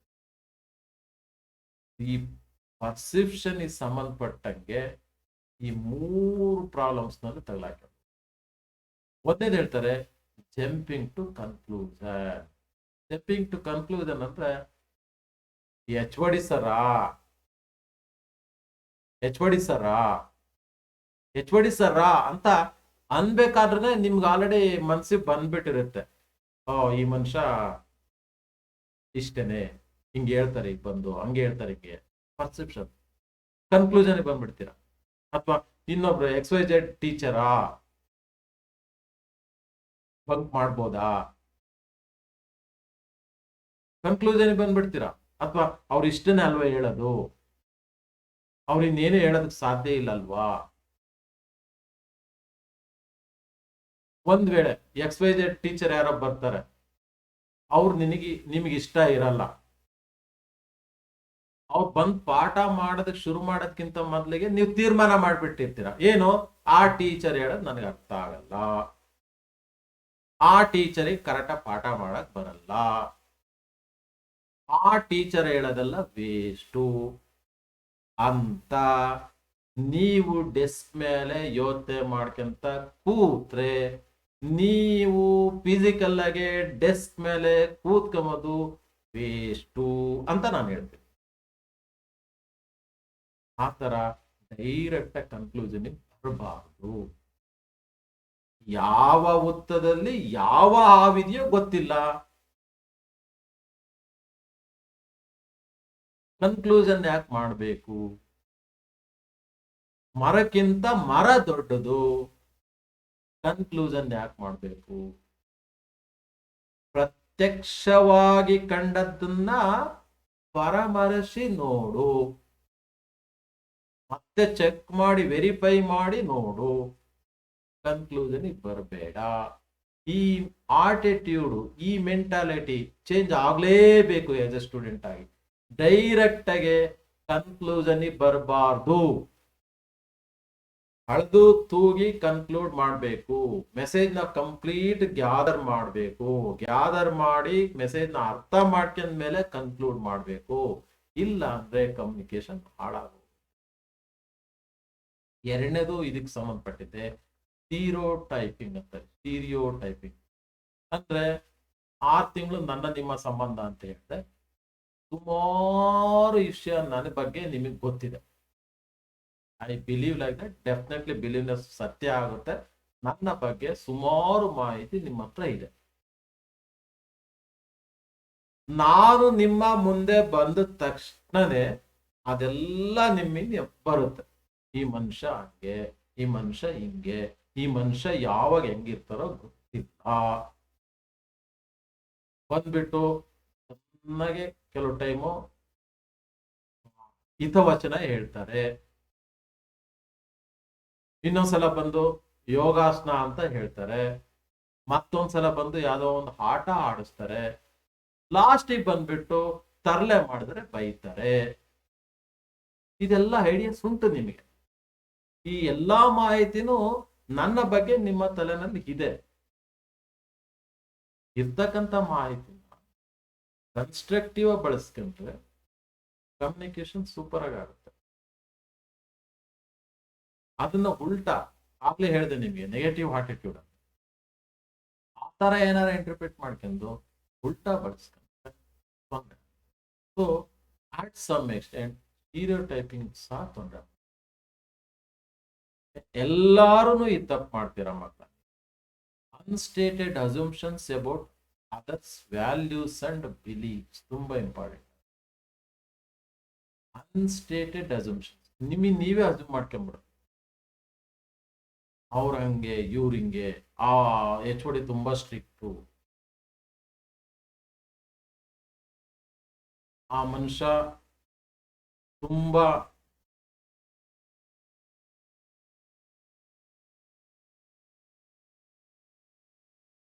ವಿಚಿತ್ರವಾಗಿ ಯಾವ ಕ್ಷಣದಲ್ಲಿ ಯಾವ ಗಳಿಗೆನಲ್ಲಿ ಯಾವ ತರ ನಮಗೆ ರಿಯಾಕ್ಟ್ ಮಾಡ್ತಾರೆ ಅಂತ ಅರ್ಥ ಆಗೋದಿಲ್ಲ. ಅಸಂಪ್ಷನ್ಸ್, ನಿಮ್ಮ ಅಸಂಪ್ಷನ್ಸ್ ಇವೆಲ್ಲ ಹಿಂಗೆಲ್ಲ ನೀವು ಅಸ್ಯೂಮ್ ಮಾಡ್ಕೊಂಡು ಕ್ಲಾಸ್ ರೂಮ್ ನಲ್ಲಿ ಕೂತ್ಕೊಂಡ್ರೆ ಆ ಅಸಂಪ್ಷನ್ ಅಲ್ಲೇ ಕಳೆದೋಗಿರ್ತೀರ. ಟೀಚರ್ ಪಾಠ ಮಾಡೋದನ್ನ ಕೇಳಿಸ್ಕೊಬೇಕಾಗುತ್ತಾ, ಮಾಡಿದಂತ ಪಾಠನ ಅರ್ಥ ಮಾಡ್ಕೊಬೇಕಾಗುತ್ತೆ. ನೆವರ್. ಕಮ್ಯುನಿಕೇಶನ್ ಸರಿ ಆಗೋದಿಲ್ಲ, ಕಮ್ಯುನಿಕೇಶನ್ ಫೇಲ್ಯೂರ್ ಆಗುತ್ತೆ. ಅಟ್ ಲಾಸ್ಟ್ ಏನಾಗುತ್ತೆ, ಸಬ್ಜೆಕ್ಟ್ಗಳು ಅರ್ಥ ಆಗಲ್ಲ. ಈ ಅನ್ಸ್ಟೇಟೆಡ್ ಅಸಂಪ್ಷನ್ಸ್ ನೆಲ್ಲ ಬಿಟ್ಬಿಡ್ಬೇಕು. ಇದು ಜನರಲ್ ಆಗಿ ಎಲ್ಲಿ ಬರುತ್ತೆ, ವ್ಯಾಲ್ಯೂಸ್ ಅಂಡ್ ಬಿಲೀಫ್ಸ್. ಪ್ರತಿಯೊಬ್ಬ ಹ್ಯೂಮನ್ ಬೀಯಿಂಗ್ಸು ತನ್ನದೇ ಆದಂತ ವ್ಯಾಲ್ಯೂಸ್ ಇರುತ್ತೆ. ಪ್ರತಿಯೊಬ್ಬ ಹ್ಯೂಮನ್ ಬೀಯಿಂಗ್ಸು ಒಂದು ನಿರ್ದಿಷ್ಟವಾದ ಇದನ್ನ ನಂಬ್ತಾ ಇರ್ತಾರೆ. ಅವ್ರಿಗೆ ಸಂಬಂಧಪಟ್ಟಂತ ಬಿಲೀಫ್ಸ್ ಇರುತ್ತೆ. ಅವು ಯಾವುದೋ ಒಬ್ಬ ಪರ್ಸನ್ ಬಿಲೀಫು, ಯಾವುದೋ ಒಬ್ಬ ಪರ್ಸನ್ಸ್ ವ್ಯಾಲ್ಯೂಸ್ನ ನಾನು ಅಸ್ಯೂಮ್ ಮಾಡ್ಕೊಂಡು ಅದು ಸರಿನೋ ತಪ್ಪೋ ನೋಡ್ದಂಗೆ ಅಸ್ಯೂಮ್ ಮಾಡ್ಕೊಂಡು ಕೂತ್ಕೊಂಡ್ಬಿಟ್ರೆ ಡೆಫಿನೆಟ್ಲಿ ಆ ವ್ಯಕ್ತಿ ಜೊತೆಗೆ ನಾನು ಸರಿಯಾಗಿ ಕಮ್ಯುನಿಕೇಟ್ ಮಾಡೋದಕ್ಕೆ ಆಗೋದಿಲ್ಲ. ಇದು ಆಗಬಾರ್ದು. Hence it is also one kind of variant ಆಗುತ್ತೆ. ಇಷ್ಟಕ್ಕೆ ನಾವು ಆಪ್ಟಿಟ್ಯೂಡ್ ಅಂತ, ಇಷ್ಟಕ್ಕೆ ಈ ಸೆಷನ್ ಮುಗಿಯುತ್ತೆ. I told you already, communicate ಮಾಡಬೇಕಾದ್ರೆ, ಬೇರೆ ವ್ಯಕ್ತಿ ಜೊತೆಗೆ ನಾನು ಮಾತಾಡ್ಬೇಕಾದ್ರೆ ಏನೆಲ್ಲ ಸಮಸ್ಯೆಗಳು ಬರುತ್ತೆ ಅಂತ 4 ಡಿವಿಷನ್ಸ್ ಅಲ್ಲಿ ಹೇಳ್ಕೊಟ್ಟಿದ್ದೀನಿ. ಅಲ್ಲಿ ಹೇಳ್ಕೊಟ್ಟಿರ್ತಕ್ಕಂಥ ಮಾಹಿತಿನ ಬಳಸಿ ತಾವು ಈ 2 ಎಕ್ಸ್ಪೆರಿಮೆಂಟ್ಸ್ ನ ಮಾಡ್ಬೇಕು. ಒಂದೇದೇನು ಹೇಳ್ತಾರೆ, create A short video about corona awareness. ನೋಡಿ, ಕೋವಿಡ್-19 ಈ ಕೋವಿಡ್-19 ಬಗ್ಗೆ ನೀವು ಯೂಟ್ಯೂಬ್ ಹೋದ್ರೆ ಬೇಕಾದಷ್ಟು ಅವೇರ್ನೆಸ್ ವಿಡಿಯೋಸ್ ಇದೆ. ನಾನು ರೆಕಮೆಂಡ್ ಮಾಡೋದಿಲ್ಲ, ಅಲ್ಲಿಂದ ಕಾಪಿ ಹೊಡಿಬೇಡಿ, ದಯವಿಟ್ಟು ನೋಡಿ, ವಿಡಿಯೋಸ್ನ ನೋಡಿ. ನೋಡಿದಂಥ ವಿಡಿಯೋನ ನೀವೇ ಕೂತು ನಿಮ್ಮಲ್ಲಿ ಇರ್ತಕ್ಕಂಥ ಇನ್ಸ್ಟ್ರೂಮೆಂಟ್, ಎಕ್ಸ್ಟ್ರಾ ಯಾವ ಇನ್ಸ್ಟ್ರೂಮೆಂಟ್ ಬೇಡ, ಇನ್ಸ್ಟ್ರೂಮೆಂಟ್ ಅಲ್ಲಿ ಒಂದು ಶಾರ್ಟ್ ವಿಡಿಯೋ, ಒಂದು 3 ನಿಮಿಷದ ವಿಡಿಯೋ ಮಾಡಿ. You are going to create an awareness about ಕೋವಿಡ್-19 ಅಂದ್ರೆ ಏನು, ಯಾಕೆ ಬರುತ್ತೆ, ಹೆಂಗ್ ಬರುತ್ತೆ, ಹೆಂಗ್ ಇರಬೇಕು ನಾವು, ಅದು ಬರಬಾರ್ದು ಅಂತ ಅವೇರ್ನೆಸ್ ಕ್ರಿಯೇಟ್ ಮಾಡ್ಬೇಕು ಪಬ್ಲಿಕ್, ಜನರಲ್ ಪಬ್ಲಿಕ್. ಅದಕ್ಕೆ ಸಂಬಂಧಪಟ್ಟಂತ ಒಂದು 3 ಮಿನಿಟ್ಸ್ ವಿಡಿಯೋನ ಕ್ರಿಯೇಟ್ ಮಾಡಬೇಕು. ನೀವೇ ಕ್ರಿಯೇಟ್ ಮಾಡಬೇಕು, ರೆಫರೆನ್ಸ್ ಆಗಿ ಯೂಸ್ ಮಾಡಿ, ಬೇರೆದ್ ನೋಡಿ, ಅಲ್ಲಿ ನೋಡಿ ತಿಳ್ಕೊಂಡು ನಿಮ್ಮ ವಿಡಿಯೋ ಹಾಕ್ಬೇಕು. ಒಂದು 3 ನಿಮಿಷ ಇರಬೇಕು. 3 ನಿಮಿಷ ವಿಡಿಯೋ ಕ್ರಿಯೇಟ್ ಮಾಡಿ ಆದ್ಮೇಲೆ ನೀವೇ ನೋಡಿ, ನೀವೇ ಕೇಳಿಸ್ಕೊಳ್ಳಿ, ನೀವ್ ಹೆಂಗ್ ಮಾಡಿದಿರ ವಿಡಿಯೋ ಅಂತ. ನೀವು ಆ 3 ನಿಮಿಷದ ವಿಡಿಯೋನ ಕೇಳಿಸ್ಕೊಂಡ್ರೆ, ನೋಡಿದ್ರೆ ನಿಮಗೆ ಇದು ಗೊತ್ತಾಗುತ್ತೆ. Identify the barriers noticed in the video. 3 ನಿಮಿಷ ವಿಡಿಯೋ ರೆಕಾರ್ಡ್ ಮಾಡಿ ಆದ್ಮೇಲೆ ಕೇಳಿಸ್ಕೊಂತ ಇರ್ಬೇಕಾದ್ರೆ ನೀವು ಎಲ್ಲೆಲ್ಲಿ ಪ್ರೊನೌನ್ಸಿಯೇಷನ್ ಪ್ರಾಬ್ಲಮ್ ಆಗಿದೆ, ಎಲ್ಲೆಲ್ಲಿ ಪಿಚ್ಚು ಹೈ ಆಗಿದೆ, ಎಲ್ಲೆಲ್ಲಿ ಪಿಚ್ಚು ಸ್ಲೋ ಆಗಿದೆ, ಅದು ಸರಿನಾ ತಪ್ಪಾದ್ರೆ ಕಮ್ಯುನಿಕೇಶನ್ ಬೇರೆ ಏನಾಗುತ್ತೆ, ಅದನ್ನೆಲ್ಲ ನೋಟಿಸ್ ಮಾಡಿ ನೀವು ಮಾಡಿರ್ತಕ್ಕಂಥ ವಿಡಿಯೋ. ಅದಾದ್ಮೇಲೆ ಏನ್ ಮಾಡ್ಬೇಕಂತೆ, propose and practise the solution to overcome the problems ಅಂತ. ನೀವೇನ್ ಐಡೆಂಟಿಫೈ ಮಾಡಿದ್ರಲ್ಲ ಪ್ರಾಬ್ಲಮ್ಸ್, ಅದನ್ನೆಲ್ಲ ಓವರ್ಕಮ್ ಮಾಡೋದಕ್ಕೆ ಆ ವಿಡಿಯೋ ಸಂಬಂಧಪಟ್ಟಂಗೆ ಎಕ್ಸ್ಟ್ರಾ ಎಲ್ಲೂ ಹೋಗೋದು ಬೇಡ, ಸೊಲ್ಯೂಷನ್ಸ್ ನ ಪ್ರಪೋಸ್ ಮಾಡಿ. ಗೊತ್ತಾಗುತ್ತೆ ನಿಮ್ ತಪ್ಪೇನು ಅಂತ, ನೀವು ನೋಡಿದ್ರೆ ಗೊತ್ತಾಗುತ್ತೆ. ಆ ತಪ್ಪನ್ನ ಅವಾಯ್ಡ್ ಮಾಡೋದಕ್ಕೆ ಸೊಲ್ಯೂಷನ್ಸ್ ನ ಕೊಡಿ. ಸೊ ಪ್ರೊನೌನ್ಸಿಯೇಷನ್ ಕರೆಕ್ಟ್ ಆಗಿ ಆಗಿಲ್ಲಪ್ಪ ಅಂದ್ರೆ ಅದೇ ವರ್ಡ್ನ ಗೂಗಲ್ ಅಲ್ಲಿ ಕೂತ್ಕೊಂಡು ನೋಡಿ ಪ್ರೊನೌನ್ಸ್ ಮಾಡ್ತಿರ್ತಾರೆ, ಆ ತರ ಪ್ರಾಕ್ಟೀಸ್ ಮಾಡಿ. ಇಲ್ಲ ಪಿಚ್ಚು ಹೈ ಇರ್ಬೇಕಿತ್ತು ಲೋ ಮಾಡಿದೀನಿ, ಅಥವಾ ಲೋ ಇರ್ಬೇಕಿತ್ತು ಹೈ ಮಾಡಿದೀನಿ, ಚೇಂಜ್ ಮಾಡಿ. ಅದನ್ನ ಪ್ರಾಕ್ಟೀಸ್ ಮಾಡಿ ಇನ್ನೊಂದ್ಸಲ ಮತ್ತೆ ಈ ವಿಡಿಯೋನ ರೀಕ್ರಿಯೇಟ್ ಮಾಡಿ, ಆವಾಗ ಸರಿಯಾದಂತ ವಿಡಿಯೋ ಬರುತ್ತೆ. ಇದು ಎಕ್ಸ್ಪೆರಿಮೆಂಟ್ ನಂಬರ್ 1. ಇದೇ ಸ್ಟೈಲ್ ಅಲ್ಲಿ ಇನ್ನ ಒಂದು ತುಂಬಾ ಇಂಟ್ರೆಸ್ಟಿಂಗ್ ರಿಟರ್ನ್ ಎಕ್ಸ್ಪೆರಿಮೆಂಟ್ ಕೊಟ್ಟಿದ್ವಿ. Write a note on difficulties you are facing in second semester. ನಾವೆಲ್ಲರೂ ಈಗ ಸೆಕೆಂಡ್ ಸೆಮಿಸ್ಟರ್ ಓದ್ತಾ ಇದ್ದೀವಿ. ಸೆಕೆಂಡ್ ಸೆಮಿಸ್ಟರ್ ನಲ್ಲಿ ಓದ್ತಾ ಇರ್ಬೇಕಾದ್ರೆ ನಿಮಗೆ ನಿಮ್ಮದೇ ಆದಂತ ಚಾಲೆಂಜಸ್ ಇದೆ. ಈಗ ಡಿಫಿಕಲ್ಟೀಸ್ ನ ಫೇಸ್ ಮಾಡ್ತಾ ಇರ್ತೀರಾ. ಏನೇನ್ ಡಿಫಿಕಲ್ಟೀಸ್ ನ ನೀವು ಫೇಸ್ ಮಾಡ್ತಾ ಇದ್ದೀರಾ, ಒಂದು 50 ವರ್ಡ್ ಅಲ್ಲೋ, ಒಂದು 100 ವರ್ಡ್ ಅಲ್ಲೋ, ಒಂದು ಶಾರ್ಟ್ ನೋಟ್ ನ ಬರೀರಿ. Write a note on difficulties you are facing in second semester. ಬರೆದಾದ್ಮೇಲೆ ನೀವು ಬರೆದಿರ್ತಕ್ಕಂಥ ಶಾರ್ಟ್ ನೋಟ್ ನ ಓದಿದಾಗ ಇದಕ್ಕೆ ಆನ್ಸರ್ ಸಿಗುತ್ತೆ. Identify the barriers noticed in the short. ನೀವು ಬರೆದಿರ್ತಕ್ಕಂಥದ್ರಲ್ಲಿ ಎಲ್ಲೆಲ್ಲಿ ಕಮ್ಯುನಿಕೇಶನ್ ಗ್ಯಾಪ್ ಇದೆ, ಮಿಸ್ಕಮ್ಯುನಿಕೇಶನ್ ಆಗ್ತಿದೆ, ಐಡೆಂಟಿಫೈ ಮಾಡಾದ್ಮೇಲೆ ಐಡೆಂಟಿಫೈ ಮಾಡಿರ್ತಕ್ಕಂಥ ಜಾಗನ ರಿಪೇರಿ ಮಾಡೋದಕ್ಕೆ solution. Propose and practise the solution to overcome these problem. ನೀವು ಐಡೆಂಟಿಫೈ ಮಾಡಿರ್ತಕ್ಕಂಥ ಅಥವಾ ಲಿಸ್ಟ್ ಮಾಡಿರ್ತಕ್ಕಂಥ ಪ್ರಾಬ್ಲಮ್ಸ್ನ ಅವಾಯ್ಡ್ ಮಾಡೋದಕ್ಕೆ ಏನು ಸೊಲ್ಯೂಷನ್ನು ಪ್ರಪೋಸ್ ಮಾಡಿ ಅವ್ರನ್ನ ಪ್ರಾಕ್ಟೀಸ್ ಮಾಡಿ ಇನ್ನೊಂದ್ಸಲ ರೀರೈಟ್ ಮಾಡಿ ಅದೇ ಶಾರ್ಟ್ ನೋಟ್ನ. ಅವಾಗ ಎಕ್ಸಲೆಂಟ್ ರಿಟರ್ನ್ ಡಾಕ್ಯುಮೆಂಟ್. ಇಷ್ಟು ಕೆಲಸನ ಮಕ್ಕಳ ನೀವು ಮಾಡಲೇಬೇಕು. ಇವೆರಡು ಎಕ್ಸ್ಪೆರಿಮೆಂಟ್ನ ನೀವು ಎಕ್ಸಿಕ್ಯೂಟ್ ಮಾಡಿದ್ರೆ ಡೆಫಿನೆಟ್ಲಿ ನಿಮಗೆ ಈ ಸೆಷನ್ನು ಅರ್ಥ ಆಗುತ್ತೆ. ಅರ್ಥ ಮಾಡ್ಕೊಂಡೇಬೇಕು, ಇಲ್ಲ ಅಂದ್ರೆ ನಾವು ನೆಕ್ಸ್ಟ್ ಸೆಷನ್ಗೆ ಹೋಗೋದಕ್ಕೆ ಆಗೋದಿಲ್ಲ. ಅದೇ ಈ ಸೆಷನ್ ಅಲ್ಲಿ ನಾವು ಕಮ್ಯುನಿಕೇಶನ್ ಎಸ್ಟಾಬ್ಲಿಷ್ ಮಾಡ್ಬೇಕಾದ್ರೆ ಬರ್ತಕ್ಕಂಥ ತೊಂದರೆಗಳು ಏನು ಅಂತ ಆ ತೊಂದರೆಗಳನ್ನ ಕಲ್ತಿರ್ತಕ್ಕಂಥ ತೊಂದರೆಗಳನ್ನ ಇಂಪ್ಲಿಮೆಂಟ್ ಮಾಡೋದಕ್ಕೆ 2 ಎಕ್ಸ್ಪೆರಿಮೆಂಟ್ನ ಕೊಟ್ಟಿದೆ. ಆ 2 ಎಕ್ಸ್ಪೆರಿಮೆಂಟ್ನ ನೀವು ಎಕ್ಸಿಕ್ಯೂಟ್ ಮಾಡಿದ ಮೇಲೆ ಮಾತ್ರ ಯೂನಿಟ್ ನಂಬರ್ 2 ಎಂಡ್ ಆಗುತ್ತೆ. ಯೂನಿಟ್ ನಂಬರ್ 2 ಎಂಡ್ ಆದ್ಮೇಲೆ ನೆಕ್ಸ್ಟ್ ಕ್ಲಾಸಲ್ಲಿ ನಾವು ಯೂನಿಟ್ ನಂಬರ್ 3ಗೆ ಹೋಗ್ತೀವಿ. ಯೂನಿಟ್ ನಂಬರ್ 3 ನಲ್ಲಿ ಸೆಷನ್ ನಂಬರ್ 1 ಶುರು ಮಾಡ್ತೀವಿ. ಇಷ್ಟಕ್ಕೆ ನಾವು ಯೂನಿಟ್ ನಂಬರ್ 2 ಸೆಷನ್ ನಂಬರ್ 3 ಅಂತ ಹೇಳ್ತೀವಿ ಮಕ್ಕಳ. ಇಲ್ಲಿಗೆ ಈ ಸೆಷನ್ನ ಮುಗಿಸ್ತಾ ಇದ್ದೀನಿ. ಎಲ್ಲರೂ ಚೆನ್ನಾಗಿ ಓದಿ, ಹುಷಾರಾಗಿರ್ರಿ. ಎಲ್ಲರಿಗೂ ಒಳ್ಳೇದಾಗ್ಲಿ. ನಮಸ್ಕಾರ.